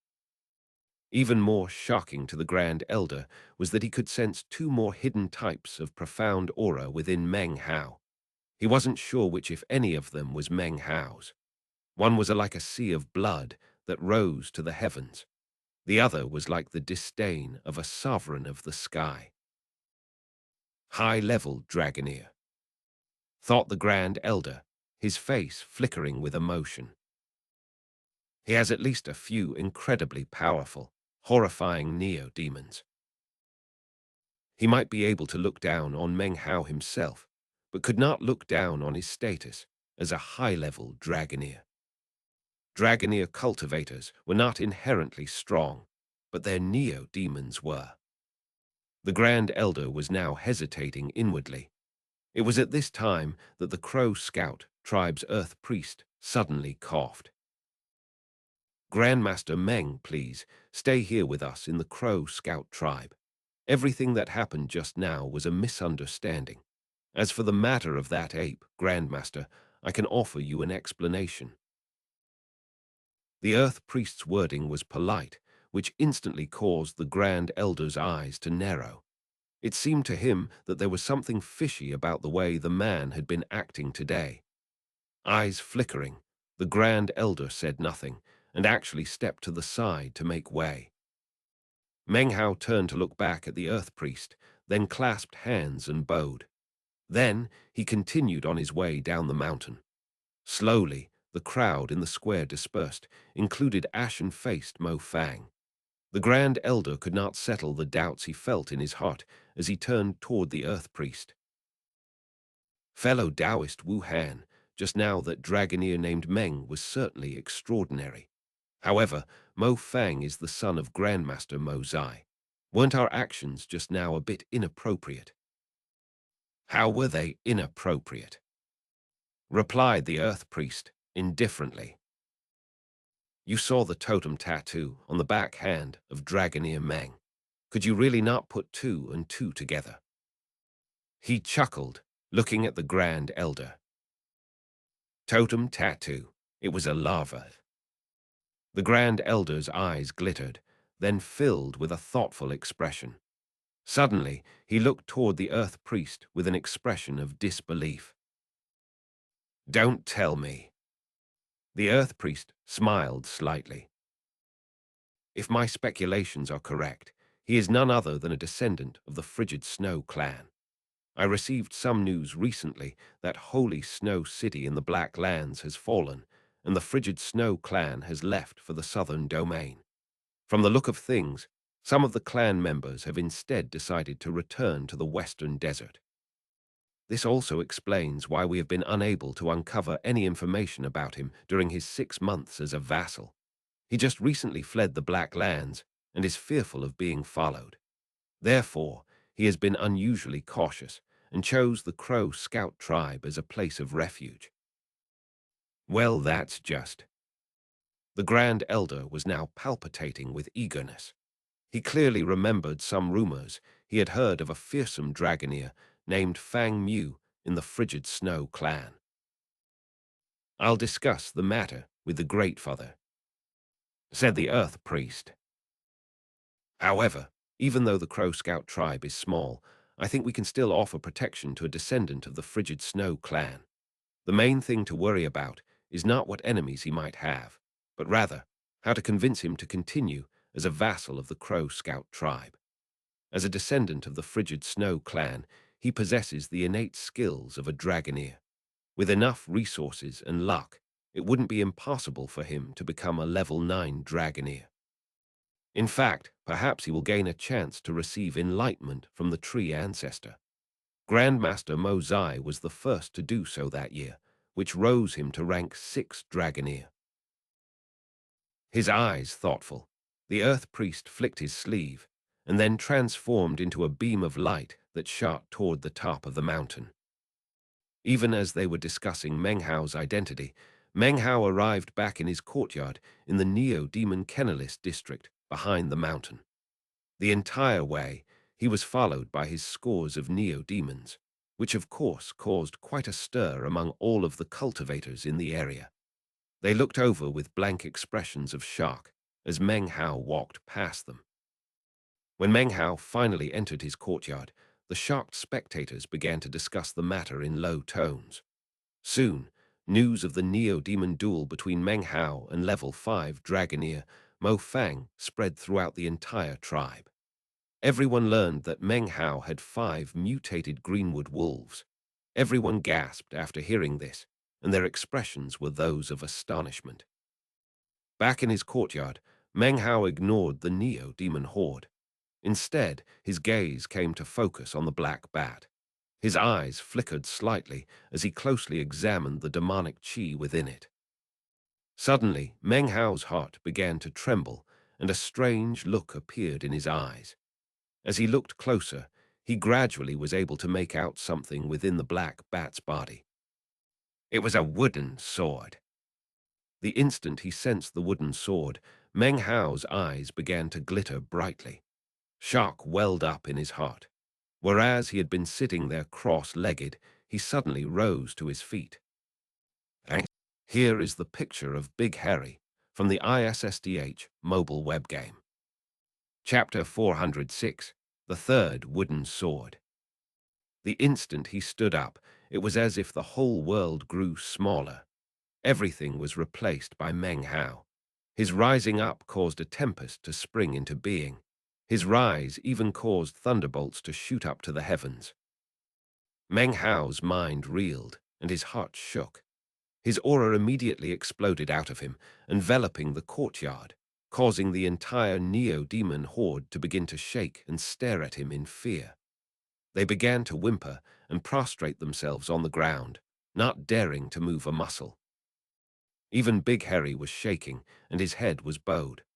The black bat also shook as it hovered there in midair. There was definitely something extraordinary about it, but Meng Hao was in the late gold core stage and was also a demon sealer. Because of these two things, a simple thought from him could annihilate it and transform it into nothing but floating dust. For the black bat, this made Meng Hao completely different than its previous master. Currently, lightning was crackling in the air above the courtyard, multiple bolts which danced back and forth. The aura in the courtyard had been thrown into absolute chaos, as if the whole area had been carved away from the world and now existed on its own as part of Meng Hao. Golden light began to emanate out from him. When this happened, there was absolutely no scholarly aura remaining in him, not even a scrap. It was instead replaced by the soaring will of a powerful expert of heaven and earth. In this moment, he was no longer a scholar, but an almighty expert of the late gold core stage, someone who could stand toe-to-toe with a nascent soul cultivator. All of this could not be seen from the outside world. On the outside, the breeze blew gently and the clouds floated about. Only on the inside of the courtyard, however, was the will of a powerful expert emanating out from Meng Hao. He gazed fixedly at the trembling black bat for a moment, then closed his eyes. It lasted only a moment, though. Then his eyes snapped back open. The lightning disappeared without a trace, and the tempest was gone. Meng Hao's body returned to normal. No longer was he a stalwart, powerful expert. Instead, he once again looked like a gentle scholar. A wooden sword. He breathed lightly. His right hand reached out into the air, and suddenly the black bat began to tremble, unable to resist. It shot toward Meng Hao, who then grabbed a hold of it. Intense fear floated within the black bat, terror of Meng Hao emanating from its eyes. As far as it was concerned, the seemingly heavenly might, along with Meng Hao's faint demonic qi, transformed into an unmatchable pressure that bore down onto it. Meng Hao held onto the bat, his eyes thoughtful. After a moment passed, he lifted his left hand and then stabbed it into the body of the black bat. The wounded bat began to squirm. Its life force was already beginning to slip away. However, at the same time, demonic qi began to pour from Meng Hao's left hand, restoring the very life that the black bat was losing as he ripped it apart. His hand gradually shoved deeper into the bat's body. Eventually, deep within the blood and flesh, Meng Hao's hand closed around the hilt of a wooden sword. The instant it did, he wrenched the sword out of the bat's body. Blood showered out, and the black bat let out a blood-curdling shriek as it backed up and struggled to fly into the air. Instead, it flopped to the ground, panting, on the verge of death. At the same time, a look of gratitude appeared in its eyes. Although its body was trembling, its majestic life force was now soaring upward. It seemed that the sword had actually been blocking its life force and obstructing the bat's cultivation. Now that Meng Hao had removed it, its cultivation base was immediately restored, and its life force exploded out. This, coupled with the demonic qi from Meng Hao, caused the bat's life force to become even stronger. It appeared weak at the moment. However, its wound was rapidly healing, and an increasingly powerful aura billowed up from it. The gratefulness in its eyes gradually faded, replaced with coldness as it stared at Meng Hao. Meng Hao's expression was indifferent, and he completely ignored the bat. Apparently its sudden mightiness wasn't of the least bit interest to him. Instead, Meng Hao gazed at the wooden sword he had just pulled out from within the bat. He flicked it, causing the blood and gore that had covered it to disappear. The sword now looked as it normally did. It appeared ordinary, as if there were nothing unusual or special about it. However, the spiritual energy in the area suddenly began to suck in toward the sword. The sword quickly became what looked like a vortex of spiritual energy, all of which ended up being consumed by the sword itself. Meng Hao looked at the sword, a strange expression on his face. He slapped his bag of holding, and instantly 2 black beams shot out, which then transformed into 2 swords identical to the one he was holding in his hand. 3 wooden swords now hovered in front of Meng Hao. His eyes shone with a strange glow. I found a wooden sword in the body of the flying rain dragon all those years ago. Now, I find another wooden sword in the body of this black bat. These wooden swords must have some incredible origin. His gaze passed over the 3 of them. Unless you knew that one was a duplicate, it would be impossible to tell them apart. It's too bad I spent so many spirit stones making this duplicate. Although, if I had enough more, I could use them to create the first form of the lotus sword formation. I wonder how powerful such a sword formation would be. Probably not any weaker than the time sword formation. After all, the wooden swords that absorb spiritual energy cost a vast amount of spirit stones to duplicate. This sword is terrifying. His eyes glittered as he waved his right hand, causing the 3 wooden swords to fly back into his bag of holding. He looked back at the black bat. The black bat's wound was now mostly recovered. Its aura was also much more powerful than before. Now, it was no longer at the late foundation establishment stage, but rather the early core formation stage. It seemed clear that after some time passed, it would continue to recover and become even stronger. Beasts slain by wooden swords such as this couldn't possibly be ordinary. Take the flying rain dragon, for example. Given that, one can only imagine how powerful this bat was. Who knows how many years it was plagued by the sword until it finally fell to its current level. After it recovers and reaches its peak, how powerful will it be? Meng Hao smiled. It didn't really matter how powerful the bat became. As long as it had demonic qi, Meng Hao would be able to control it. That was especially true considering the demonic qi Meng Hao had just given it to absorb had been kept intentionally weak. After all, demonic qi was his primary method with which to control it. As Meng Hao studied the black bat, it looked back at him with flickering eyes. After a moment, it lowered its head, signaling its compliance. It was impossible to tell how much of this was genuine and how much was false, but as of this moment, it had chosen to capitulate. A few days passed. News of the Dragoneer duel between Meng Hao and Mo Fang had spread throughout the entire Crow Scout tribe. In the blink of an eye, Meng Hao's name had risen to prominence.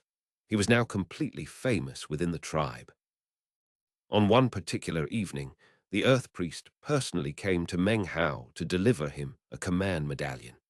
This indicated that Meng Hao was now an official vassal of the Crow Scout tribe. In addition to the command medallion, Meng Hao was also to be given a chance to gain enlightenment from the Crow Scout tribe's sacred tree. This sacred tree had a name, the Greenwood Tree. Meng Hao thought about this totemic life force, which could create a magical force to protect the entire tribe. He also thought about the enormous treant he'd seen. He needed a wood-type totem, and although any would do when it came to the 5 totem tattoos relating to the 5 elements, obviously, the stronger the totems, the stronger he would be when it came time to concoct his 5-colored nascent soul. His chance at gaining enlightenment of the holy Greenwood Tree would come in 7 days.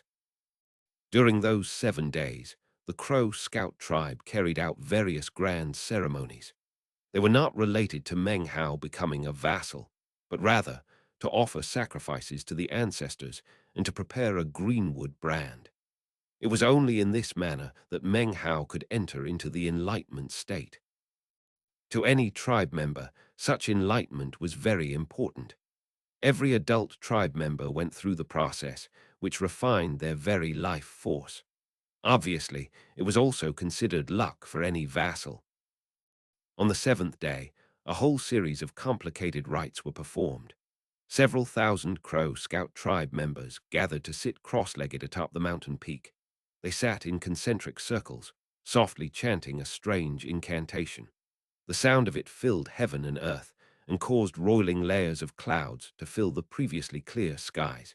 It felt as if time itself were passing by.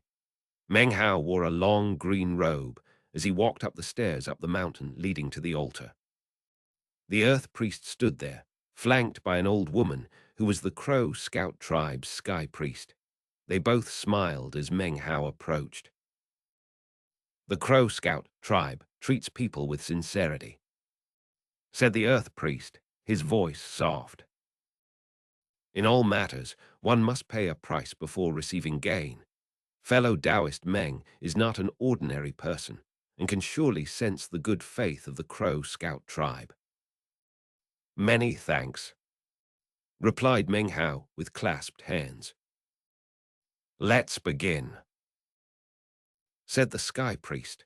The old woman waved her arm. A rumbling sound filled the air, and a rift opened up in the middle of the altar. Immediately, a green beam of light shot up into the air, from within which emanated dense demonic qi. The appearance of this demonic qi instantly caused Meng Hao's pupils to constrict. Also within the green light rose up an enormous treant. Its color was an archaic green, and it stood several dozen meters tall. Wilted leaves covered its body, and it emanated a profound ancientness. It was as if it had existed within the flow of time for very, very long time. It was as if traces of the passage of time could be seen within its eyes. As it floated up, its body radiated a boundless life force. The intensity of its life force was such that all wood-type life forms would instantly prostrate before it and call it ancestor. However, within the flourishing life force, Meng Hao could sense decline and decay. It was as if the life force was reaching the end of its path. The Trint's body was also covered with countless scars. It emanated a powerful aura that caused the color of heaven and earth to change, the clouds to seethe, and the surrounding forest to sigh. Its eyes were filled with wisdom as it looked at Meng Hao. The instant it appeared, the chanting of the surrounding thousands of tribe members grew louder, and they began to kneel and bow. The Earth Priest and the Sky Priest clasped hands and bowed to the Trint.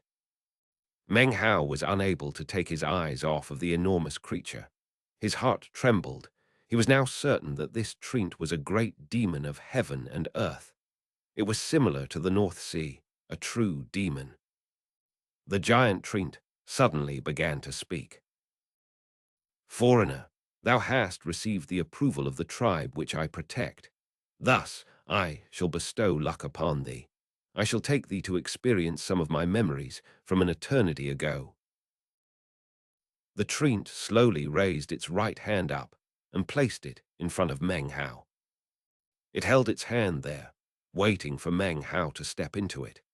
Even as this happened, the demon sealing jade within Meng Hao's bag of holding finally reacted, the first time it had done so in the western desert.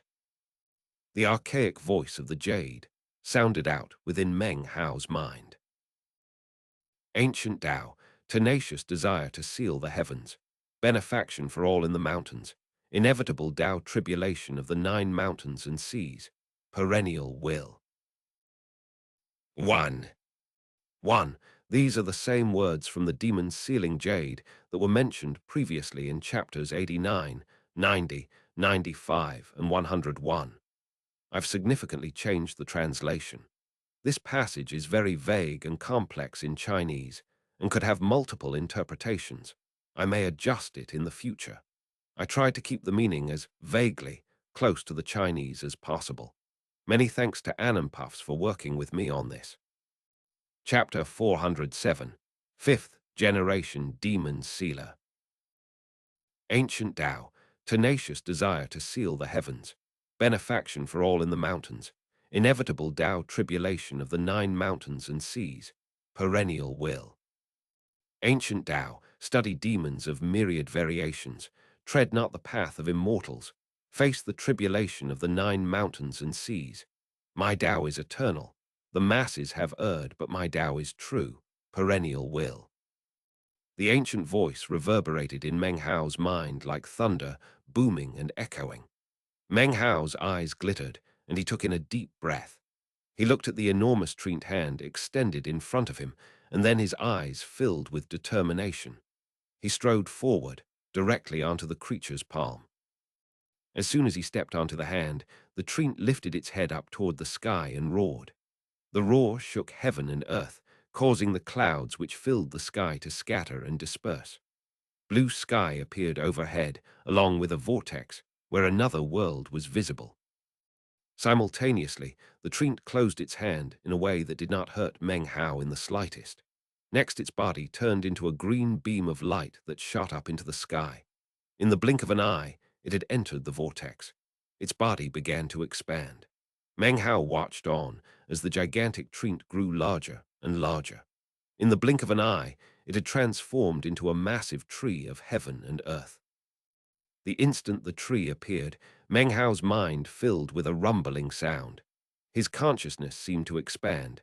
Time flowed and the heavens shattered. The stars rushed toward him. As he looked up, he saw that the sky was no longer the sky, but rather stars. Down below, he could see the vast lands of the western desert. However, they were not split from the southern domain. On the other side of the azure Milky Way Sea, the eastern lands were quaking, and a great tempest roiled between them and the northern desert. These were the lands of planet South Heaven, a scene from who knew how many years ago. The vast lands below were not flat, but rather spherical, a planet. The echoing, archaic voice of the Trint suddenly filled his mind.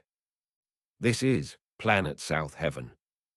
Adjacent to the 9th mountain and sea are 4 eternal planets: South Heaven, East Victory, North Reed, West Felicity. According to primordial will, they orbit eternally around the ninth mountain. As for me, I come from an island in the ninth sea called Light Green. I am ģÄÉ of the Greenwood from Light Green Island. Meng Hao took a deep breath.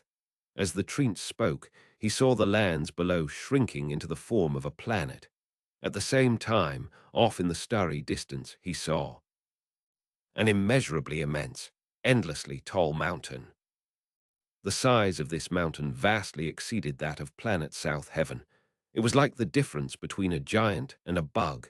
The instant Meng Hao saw it, his mind began to reel. It felt as if his consciousness were being ripped apart.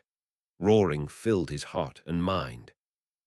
Although he didn't completely understand the ninth mountain and sea or planet South Heaven, he wasn't completely ignorant. At this moment, though, he was actually looking at the majesty of the ninth mountain. He gazed up at the ninth mountain, as well as the 4 planets that circled around it, including planet South Heaven. On either side of the ninth mountain, stretching out seemingly forever into the stars, were 2 enormous seas. Perhaps these seas weren't made of seawater, but great waves were visible crashing on their surface, waves that seemed large enough to crush even the planets. This scene caused Meng Hao's mind and heart to tremble with unprecedented intensity. At the same time, he saw a green beam of light flying out from within one of the seas. Inside the green beam, he saw an enormous green tree that seemed capable of fighting against the heavens themselves. The tree shot out from the great sea, crossing through the firmament toward South Heaven. However, as it neared, a rumbling sound could be heard in Meng Hao's mind. Suddenly, an enormous face appeared upon planet South Heaven. The face bore the semblance of an old man with his eyes closed. It was as if planet South Heaven was his body, whereas his head was illusory and superimposed upon the planet. Suddenly, his mouth opened, and he said something to the incoming green tree. Meng Hao wasn't quite able to make out exactly what he said. As soon as the word left his mouth, the greenwood tree within the beam of light began to crumble apart and disintegrate. The resulting fragments began to fall down toward planet South Heaven. Most of the pieces were transformed into ash as they neared, but one small piece survived. It shot through Meng Hao, causing his body to shatter. It then fused with him, and they both fell down into the western desert. Next, a root appeared. Meng Hao was a bit confused. He felt no pain. Rather, he was filled with the sensation that he had turned into that tree.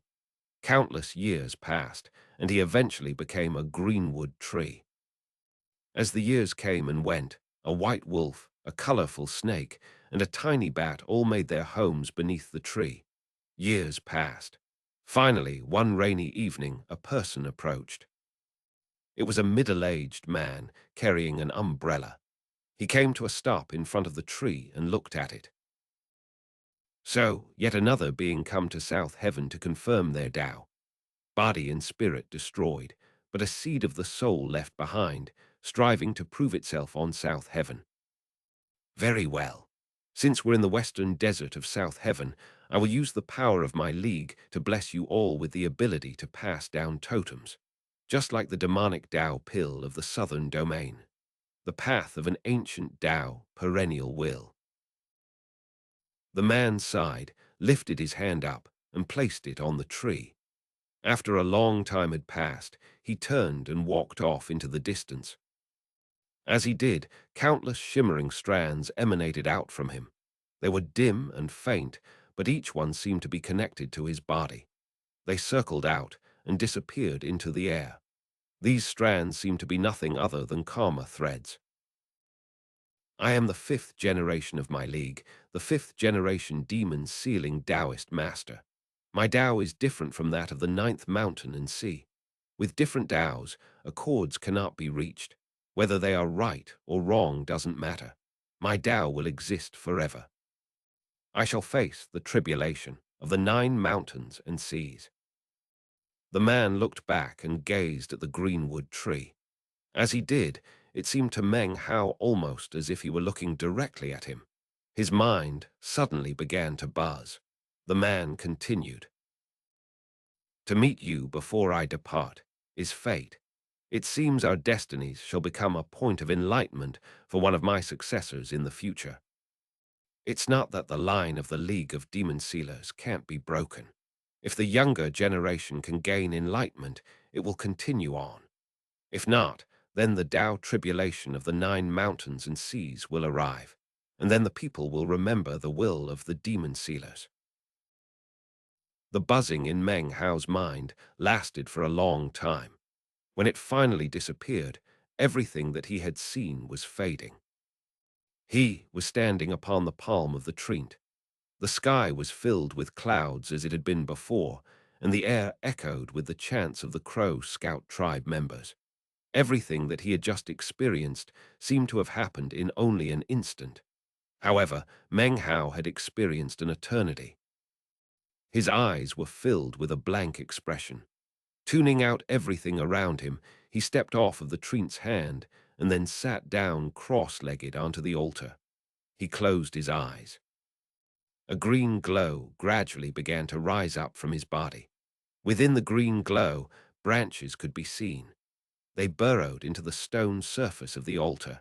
Meng Hao almost looked as if he were becoming a treant himself. When the surrounding Crow Scout tribe members saw this, their hearts and minds began to shake, and they stared mutely. The Earth Priest and the Sky Priest began to pant, and their eyes filled with disbelief. It was at this point that a beam of light approached from off in the distance. It transformed into an ancient old man.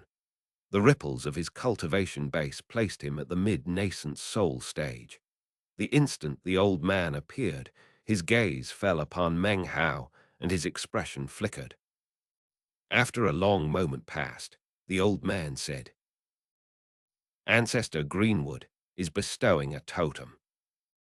The 2 Crow Scout tribe high priests looked at the man. Serious expressions filled their faces, and they nodded.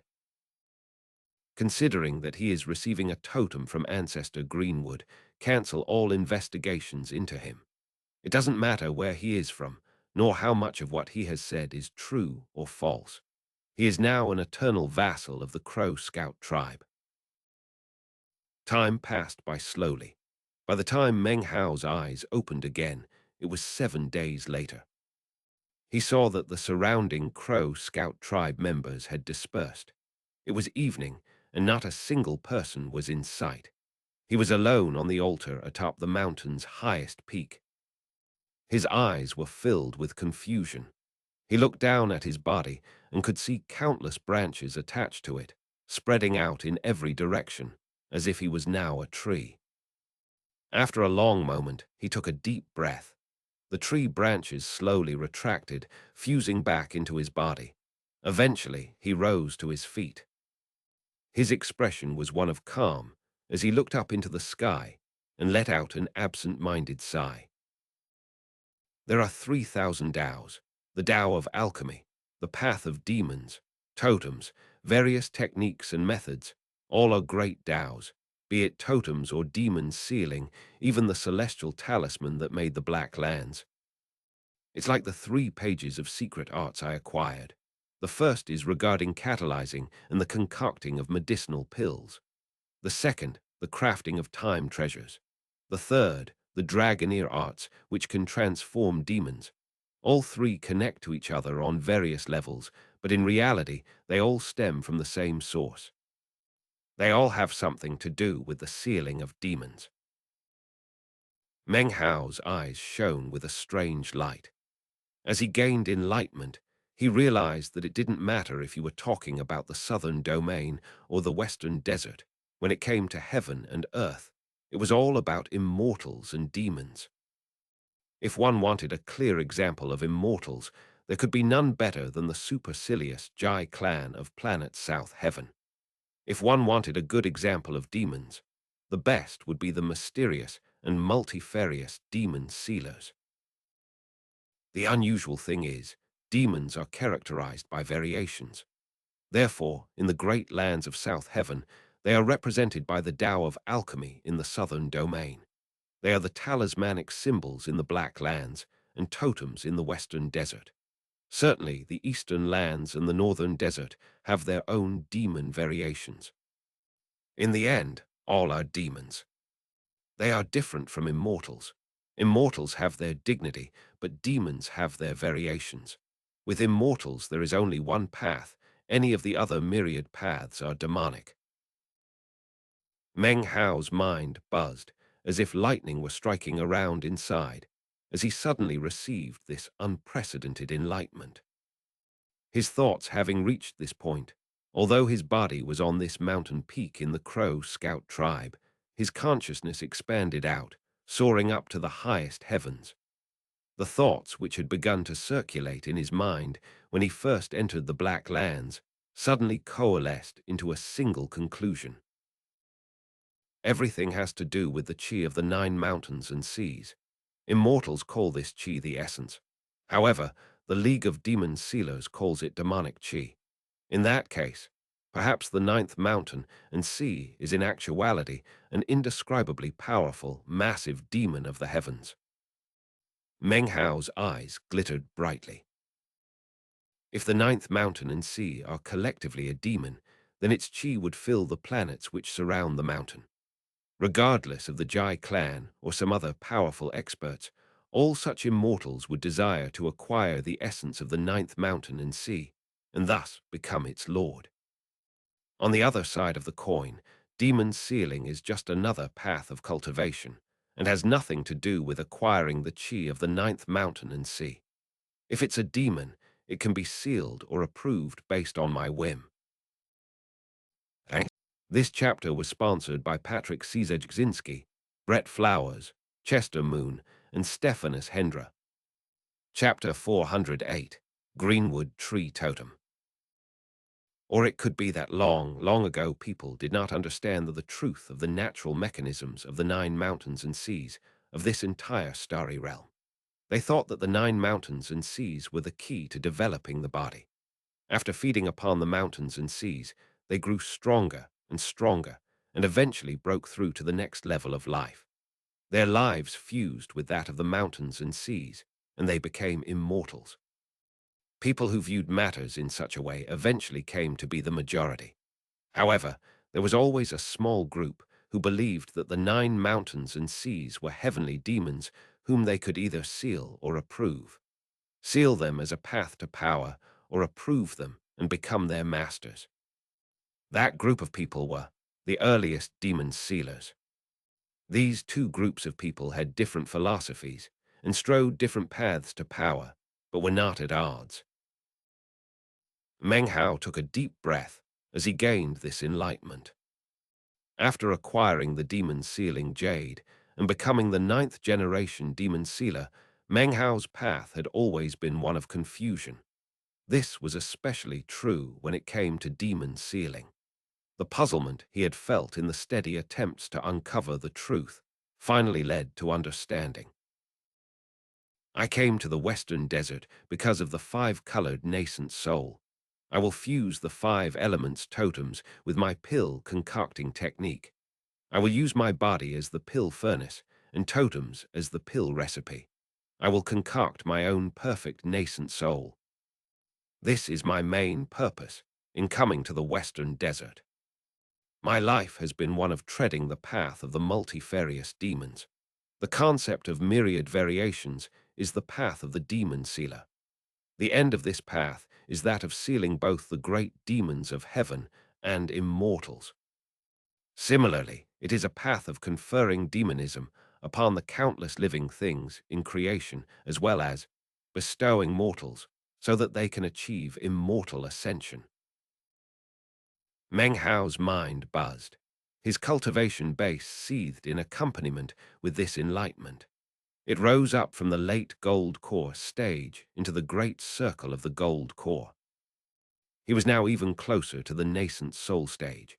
If it weren't for the fact that he pursued the 5-colored nascent soul, he would already have begun his attempt to congeal a nascent soul.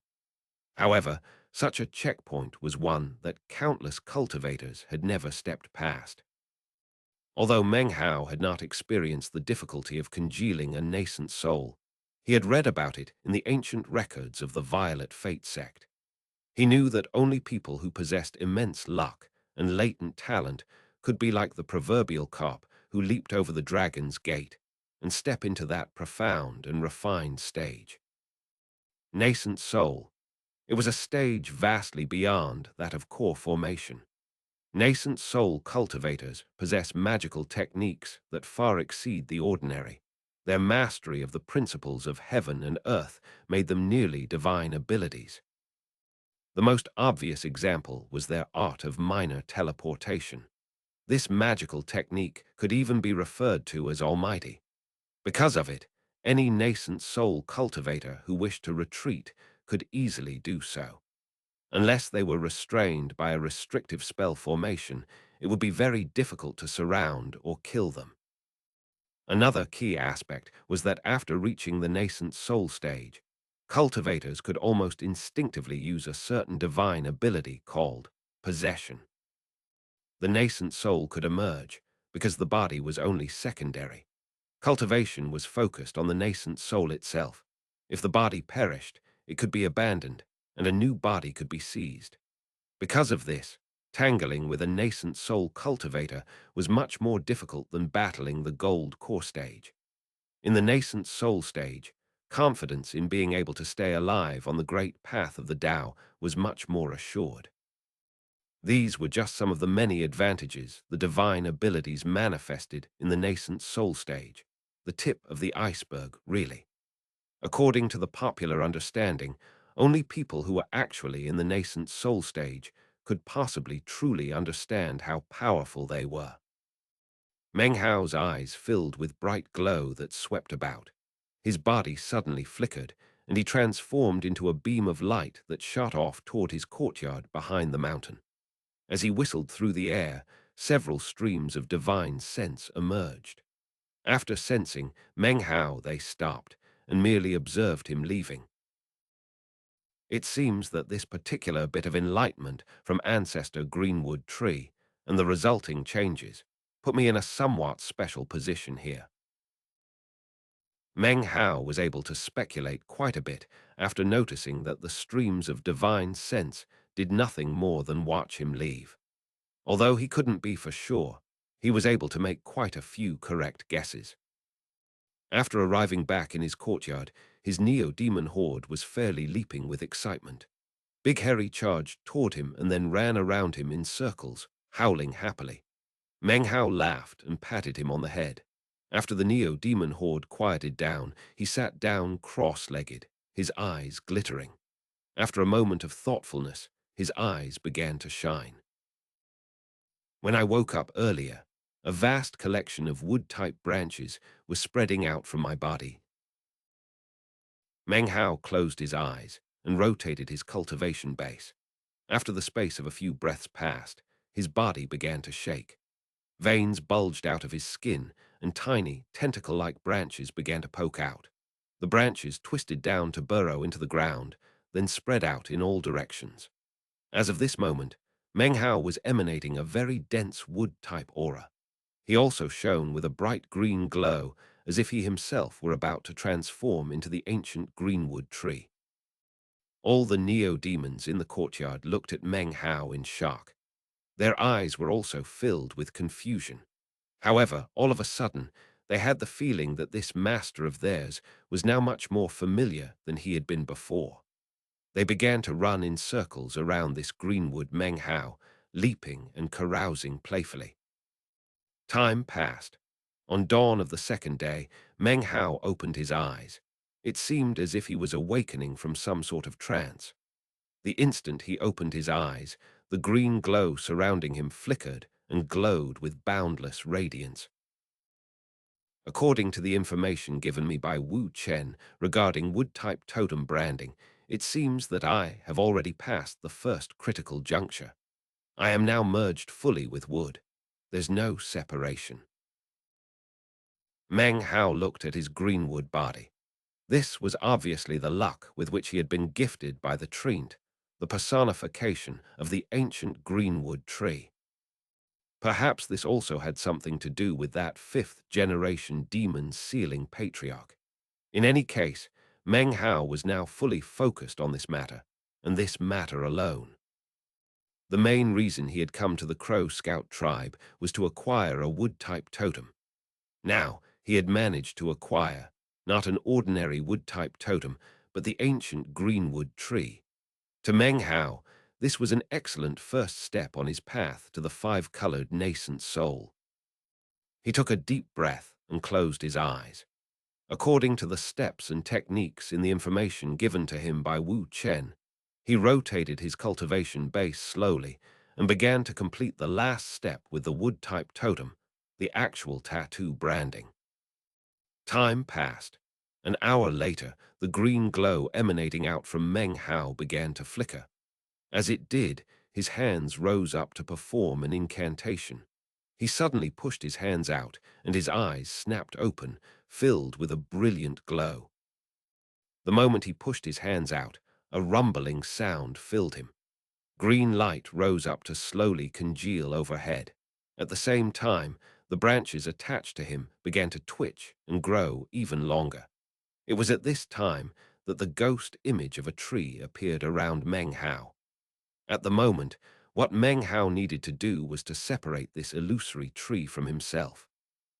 First melt it, then separate it, finally brand it. Different tribes will use different methods, but the basic concept is the same throughout the Western Desert. Totem branding is always accomplished in this fashion. As the green light slowly began to separate from Meng Hao's body, the branches also began to disappear. As they did, the image of the tree began to coalesce within the green glow. It began to grow more and more tangible, as if an enormous green tree were actually coming into being. Despite the fact that it was illusory, the tree emanated a thick wood-type aura. It spread out in all directions, churning, causing all of the neo-demons in the area surrounding Meng Hao's courtyard to grow silent. Simultaneously, the grass in the ground and the trees in the surrounding forest suddenly began to wriggle and grow. A thick, indescribable life force began to billow out from the illusory tree in front of Meng Hao. This aura was enough to shake heaven and earth. Quite a few nearby cultivators noticed and began to look around with serious expressions. Meng Hao took a deep breath. Actually, even if everything around him started to shake even more violently, he wouldn't pay it any heed. He was completely focused on the first step of his five-colored nascent soul, the wood-type totem branding. Congeal. His eyes glittered as both hands flashed incantation gestures. He then pointed toward the green tree in front of him. Immediately, it began to shrink. The shrinking process was very slow. It happened 1 inch at a time. At the same time, the shocking changes to the surrounding land grew even more intense. Soon the effect spread out even wider until all the members of the Crow Scout tribe noticed and were shocked. They could clearly see the green glow rising up into the sky. At the same time, a huge green tree had magically appeared, filled with dense life force that caused the surrounding vegetation to grow wildly. It was at this moment that 4 beams of light shot down from the mountain. In the lead was none other than the great father of the Crow Scout tribe, the white-haired old man. His expression was serious as he rushed toward Meng Hao's courtyard and then hovered in midair up above. Fellow Taoist Meng, please don't get the wrong impression. I am the Crow Scout Greatfather. I will stay here to stand guard over you. Even as his words rang out, 2 of the incoming beams of light transformed into none other than the Earth Priest and the Sky Priest. They, too, hovered cross-legged in midair to stand guard over Meng Hao. The final person was the Grand Elder. Although he was rather reluctant, he also hovered cross-legged, facing a 4th direction to stand guard while Meng Hao was completing his totem branding. Actually, from the moment Meng Hao had acquired the greenwood tree totem, they had been preparing for the moment when he awoke and began the totem branding. whereupon they would stand guard. The greenwood tree totem was no ordinary tree. A totem branding like this would surely cause a variety of shocking changes in heaven and earth. In fact, it would likely even cause various neo-demons to come investigate. As such, it was necessary to have people stand guard to ensure nothing would go wrong. Meng Hao looked up at the 4 Crow Scout tribe nascent soul cultivators facing out in the 4 different directions. He was silent for a moment before letting out a soft sigh. Regardless of whether or not the Crow Scout tribe had any hidden agendas, everything they had done in the past days showed an incredible amount of good faith. Meng Hao could clearly see this. He took a deep breath. Ignoring everything up above, he focused completely on completing the branding of the greenwood tree totem tattoo. As his cultivation base flickered, he continued to perform incantations. The enormous illusory tree in front of him continued to shrink, and as it did, the aura grew stronger. Soon, the greenwood tree was only about 20 or 25 meters tall. The life force it emanated was intense enough to shake everything around. By now, it had attracted the attention of the other tribes in this mountain range. Chapter 409. I really haven't tried this before. Several streams of divine sense suddenly rose up from within the Crow Flame tribe. They gathered together in midair to observe the Crow Scout tribe. For a greenwood tree totem like that to appear in the Crow Scout tribe means perhaps someone is forming a totemic nascent soul. Similar scenes played out in the other tribes. The Crow Soldier tribe seemed to be especially affected. 5 beams of prismatic light shot out toward the Crow Scout tribe.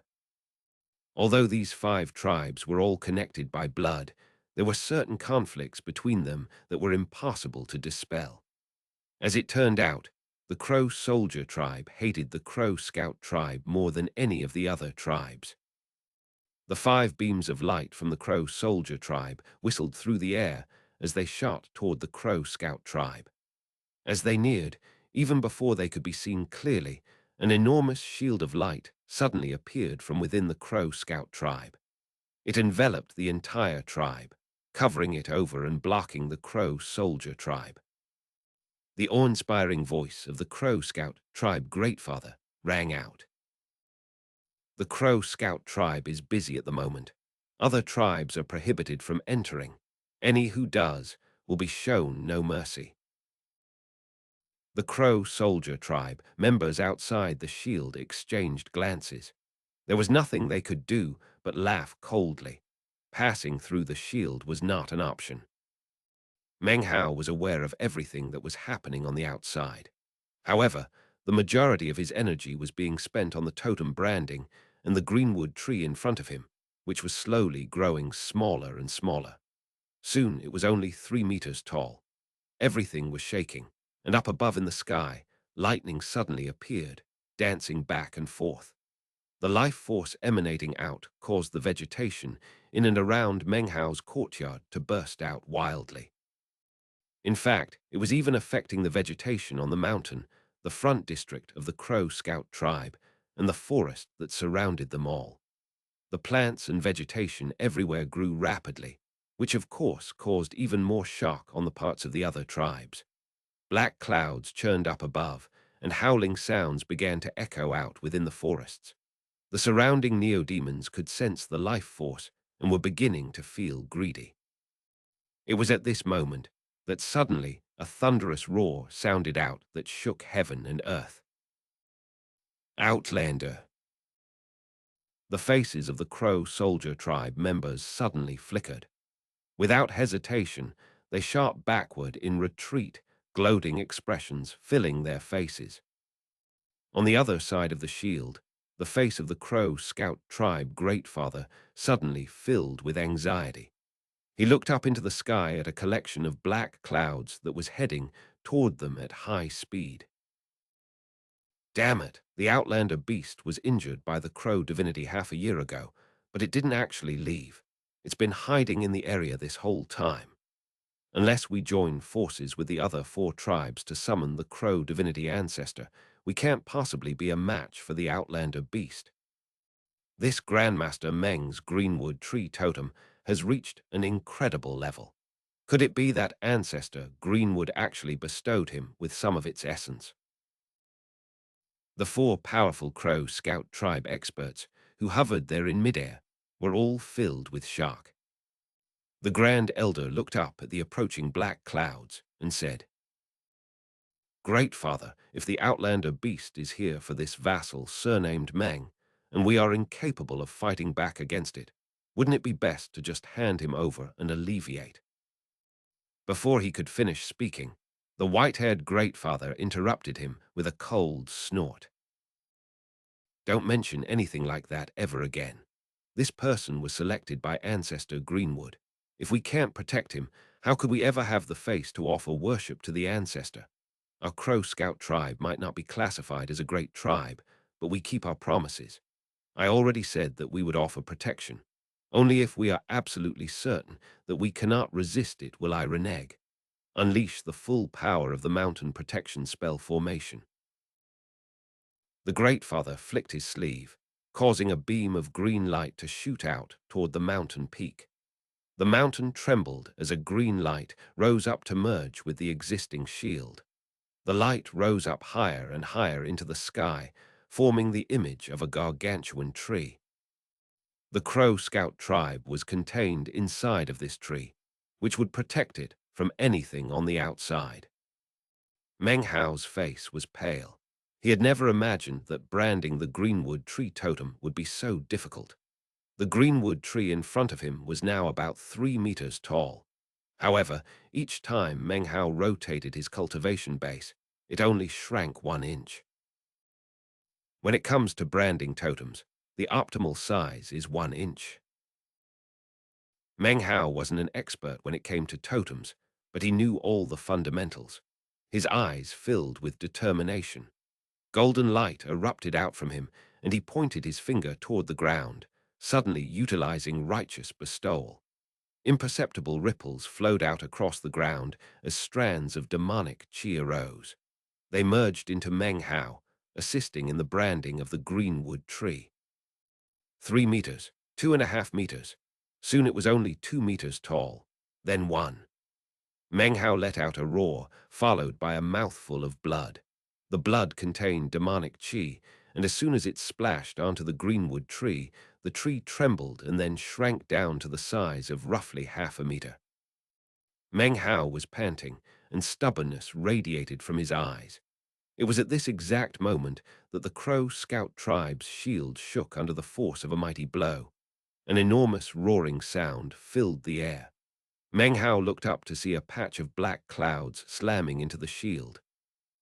A roar sounded out from within the clouds. "Outlander!" Heaven and earth shook as ripples spread out. Cracking sounds could be heard as the clouds once again slammed into the shield. The Great Father, the High Priests, and the Grand Elder all looked shocked. Their bodies shook, and they coughed up blood. They were the ones supporting the shield and would bear the effect of any blows leveled against it. Suddenly, the fearsome pressure of spirit severing spread out from within the clouds. This was the terrifying power of the Outlander beast. It takes some time to describe, but the black clouds moved with incredible speed as they struck again. An enormous roaring filled the air. Cracking sounds turned into the rumbling of an explosion as the enormous shield tree formed by the Crow Scout tribe's defensive spell formation collapsed into pieces. As the spell dispersed, the Great Father and the others coughed up blood and were sent tumbling backward, their faces unsightly.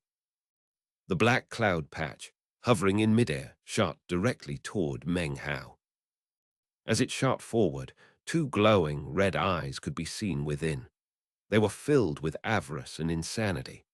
As it shot through the air, the black clouds dissipated, revealing the Outlander beast's luxuriantly furred body. It was like a giant ball covered with thick, dense fur that draped off of it. As it shot forward, the fur rippled in the wind, almost like a tail. The whole image made the Outlander beast look like a long, furry comet. At a glance, it was obvious that no one would be able to move to block the thing. The Great Father and the others could only watch wide-eyed as the outlander beast approached. The powerful experts from the other tribes watched the scene playing out, clearly taking joy in the calamity that was befalling the Crow Scout tribe. Meanwhile, Meng Hao's body was shining with golden light. The greenwood tree in front of him was only half a foot tall.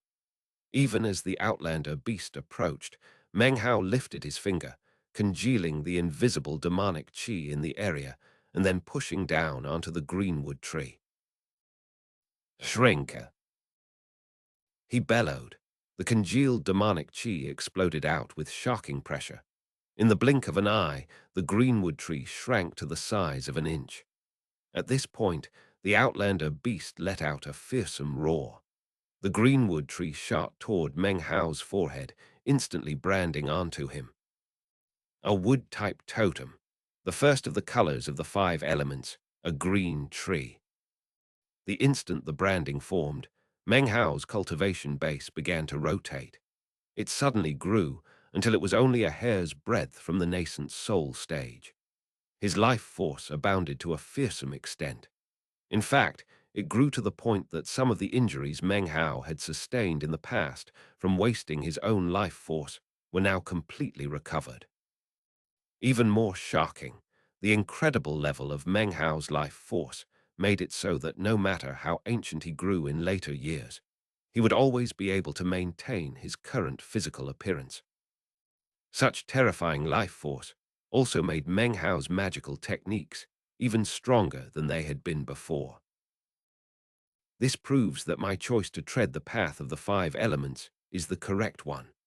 This path allows me to use an alternative method to create a perfect 5-colored nascent soul that belongs solely to Meng Hao. Meng Hao turned, lifting his hand. Totemic power flashed as the eyeless lava appeared. Layers of silk suddenly began to spin around him, forming a shield roughly 3 meters large. A massive boom shook everything as the outlander beast slammed into it. Meng Hao was shoved backward, and blood sprayed from his mouth. He looked up at the outlander beast, which hovered in front of him in midair, its eyes wide. It appeared shocked that the power of its attack was incapable of shattering the silk shield. An ominous glint appeared in its eyes. It could sense 2 different fluctuations of power on Meng Hao, fluctuations that frightened even it. However, the life force emanating from the greenwood tree brand on Meng Hao's forehead contained healing powers that caused greed to emanate up from within its heart. Furthermore, the demonic qi on Meng Hao's body was driving it crazy. Its eyes began to glow red, and it howled as it once more charged toward Meng Hao. Meng Hao shot backward. As he did, he took note of the thick, luxuriant fur that covered the outlander beast, and suddenly his eyes flickered. Next, he let out an enormous shout, which echoed out in all directions, filtering out into the surrounding mountainous forest. "Parrot, there's a great furred beast here that you've definitely never tried out." Almost as soon as his voice echoed out, a squawk could be heard. This squawk caused the outlander beast to suddenly stop in its track. A look of vigilance appeared in its eyes as a multicolored streak shot toward them from off in the distance, moving with blinding speed. Within the colorful streak, the parrot's eyes emitted a bright glow, and its body quivered with excitement. A dubious expression covered its face as it looked over the outlander beast's luxuriantly furred body. It shivered with anticipation. "I haven't tried out this before. I really haven't. Ah, Lord Fifth is happy." The parrot seemed on the verge of going crazy. It exploded forward, utilizing all the power it possessed to shoot toward the fearful, vigilant outlander beast. Meng Hao had a strange expression on his face. A short distance away, he stopped moving as he watched the parrot approaching. Suddenly, he sighed inwardly. It seems certain unique indulgences really can release the ultimate potential power. It didn't even notice that the outlander beast has a cultivation base with power similar to spirit severing. Thanks. This chapter was sponsored by Alan Tam. Chapter 410, Naive Earth Priest. The members of the Crow Scout tribe, including the Great Father, the High Priests, and the Grand Elder, all watched the multicolored light approaching at rapid speed. It closed in on the outlander beast, radiating frenzy and determination.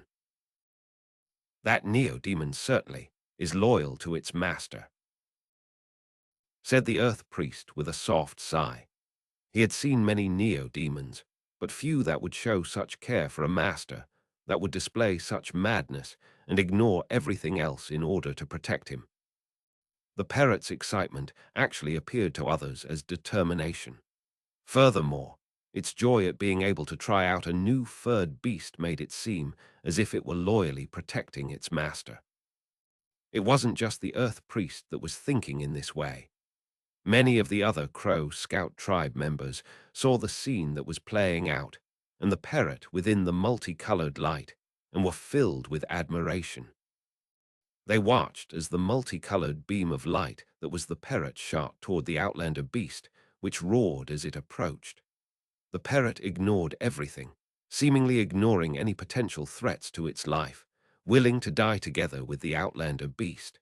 It whistled through the air, circling around behind the outlander beast, whereupon it charged in to attack. That parrot neo-demon is extraordinary, said the Earth Priest, flabbergasted. It actually knows that the outlander beast's only weak spot is not its front, but its back. The admiration in his eyes grew stronger. The Grand Elder's eyes grew wide as he watched what was happening. He too was astonished by everything that was happening. The Great Father's face flickered and his eyes grew wide. He glanced at the Earth Priest and then at the parrot. He suddenly started to look a bit suspicious. Off to the side, Meng Hao heard the Earth Priest's words and coughed lightly. He looked over and could see that the Earth Priest really did deeply admire the parrot. Meng Hao sighed inwardly at the man's simplicity, realizing that he himself really had changed quite a bit over the years. Meanwhile, the determined parrot looked like it was about to fulfill its dream. Looking like the member of a suicide squad, its eyes red, trembling with excitement, it shot toward the outlander beast. However, at the critical moment, the outlander beast suddenly flickered and then disappeared. A moment later, it reappeared in a different location. Apparently, it could sense the parrot's motives. Its eyes filled with fury, and it roared. Outlander! The roar completely disoriented the parrot and sent it tumbling backward through the air. It couldn't even get close. It looked like this outlander beast really was causing it some problems. However, the parrot wouldn't let some slight setbacks knock it out of the game. It let out a shrill squawk, and its eyes glowed with anticipation. Its appearance was that of both excitement and lechery fused together. The combination made it look quite vulgar and lewd. Once again, it shot toward the outlander beast in a colorful glow. What a loyal neo-demon! Cried the Earth Priest, clearly moved. A truly rare neo-demon of utmost loyalty. Look, everyone, despite being injured, it persists, bravely defying death. Many of the surrounding Crow Scout tribe members felt the same way. Grandmaster Meng Shuo is lucky to have a neo-demon as loyal as that. That's right. It looks a little bit ugly, but its moral character is definitely worthy of praise. They looked at the parrot with envy in their pure, simple hearts. They wished that they, too, could have such a devoted and faithful neo-demon. However, even as the Earth Priest and the various envious tribe members were watching the parrot and sighing emotionally. "Don't run, darling," cried the parrot, speeding up. "Lord Fifth is here to vanquish you." As his words echoed out and entered the ears of the Crow Scout tribe members, strange expressions appeared on their faces. Their mouths dropped open as they realized what the parrot meant by its words. They could scarcely believe it. The earth priest looked shocked for a moment, but then a look of realization and then admiration appeared.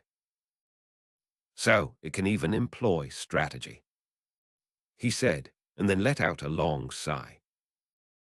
What a noble display of character to use such a tactic to prevent its master from being injured by the outlander beast.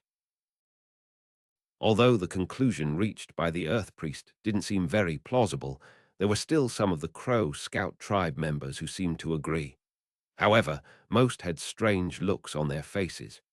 The Sky Priest looked over at the Earth Priest and was about to say something, then hesitated and simply smiled wryly. The Grand Elder was looking in shock at the Earth Priest, as if he didn't even know the man.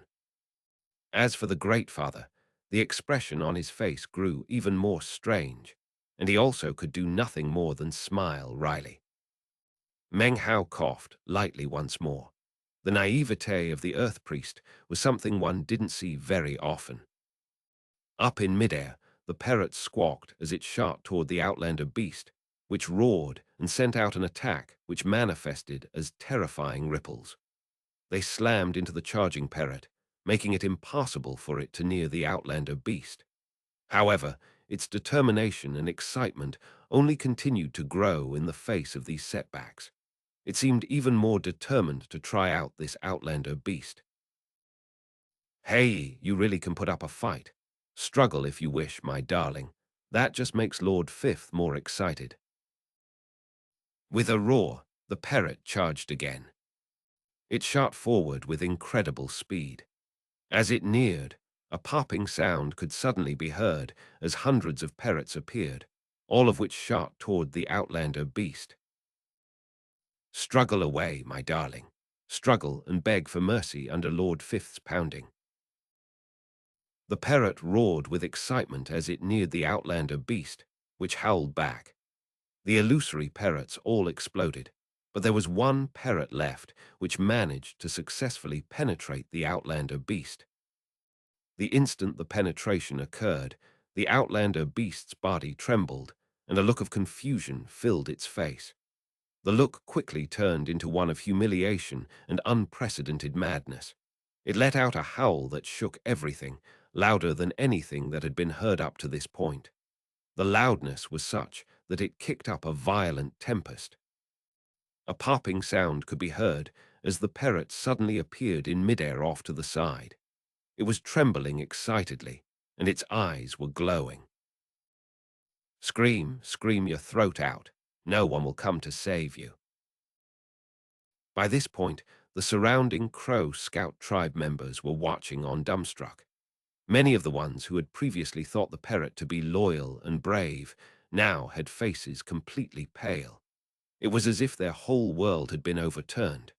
They stared blankly up into the air at the indescribably vulgar parrot. The Earth Priest gaped again. However, it took only a moment before a bright glow began to shine in his eyes. It was a glow of admiration and understanding. In order to provoke a reaction from the outlander beast, the parrot neo-demon is taunting it. What wisdom! What praiseworthy courage! The Earth Priest sighed. Fellow Taoist Meng, you truly have incredible luck to possess a neo-demon like that. The Crow Scout tribe Greatfather couldn't take it any longer and was about to say something. However, he then noticed the intense admiration in the eyes of the Earth Priest. The Greatfather sighed and held his tongue. As for the Grand Elder, he stood there with wide eyes, staring in shock at the Earth Priest. The Sky Priest also had a very strange expression on her face. The two of them then exchanged a wry smile. At the same time that the Earth Priest spoke, the parrot let out another squawk. It shot again toward the outlander beast, which let out another howl. Subsequently, the beast and the parrot engaged in a back-and-forth battle. The parrot, of course, did the giving, and the outlander beast did the taking. Howls continued to ring out until finally the parrot let out a roar. It was unclear what technique it used specifically. Ignoring any potential injuries, it smashed through, once again penetrating into the Outlander beast. The Outlander beast let out a shocking howl, accompanied by a look of terror. It hovered in midair, trembling. As of this moment, it was no longer paying attention to Meng Hao's demonic qi. Instead, it turned and began to flee. The parrot once again materialized, trembling and looking excited. It looked proud at its subjugation of a beast that it had never tried out before. It let out a squawk as it shot in pursuit of the Outlander beast. "Don't run away, darling," it shouted. "Come, come, there are a few positions Lord Fifth hasn't tried. Don't run." With that, it turned into a prismatic beam of light that raced after the Outlander beast. The Crow Scout tribe members witnessed this whole scene, as did the powerful experts from the other tribes, via divine sense. All of them were left with trembling hearts and indescribably bizarre feelings. To see the mysterious Outlander beast flee instead of fight was thoroughly shocking. Even more astonishing was the parrot, who apparently didn't even fear death. Its method of attack was, of course, unimaginably bizarre. Seeing the parrot heading off into the distance, Meng Hao let out a sigh of relief. Having called the parrot over, he had prepared himself for the worst. Looking around at the strange expressions on the Crow Scout tribe members and the look of admiration in the eyes of the Earth Priest, Meng Hao made a firm decision to never again call the parrot unless it was absolutely necessary. As the crowds of people dispersed, the Great Father gave Meng Hao a wry smile and then forced out some words of praise regarding his totem tattoo. Then, shaking his head, he made his way off. The Grand Elder looked over Meng Hao with a serious expression, then gave him a rare bow. After that, he and the equally conflicted Sky Priest left the district behind the mountain. As for the Earth Priest, it looked like he wanted to say a few words to Meng Hao.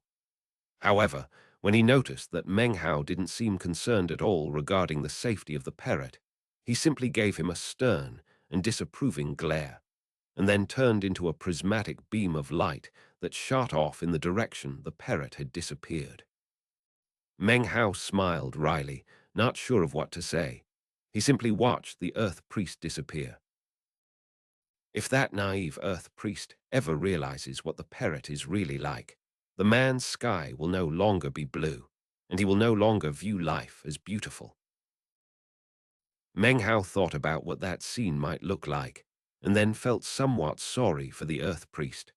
Finally, he turned and made his way back to his courtyard. 2 days passed.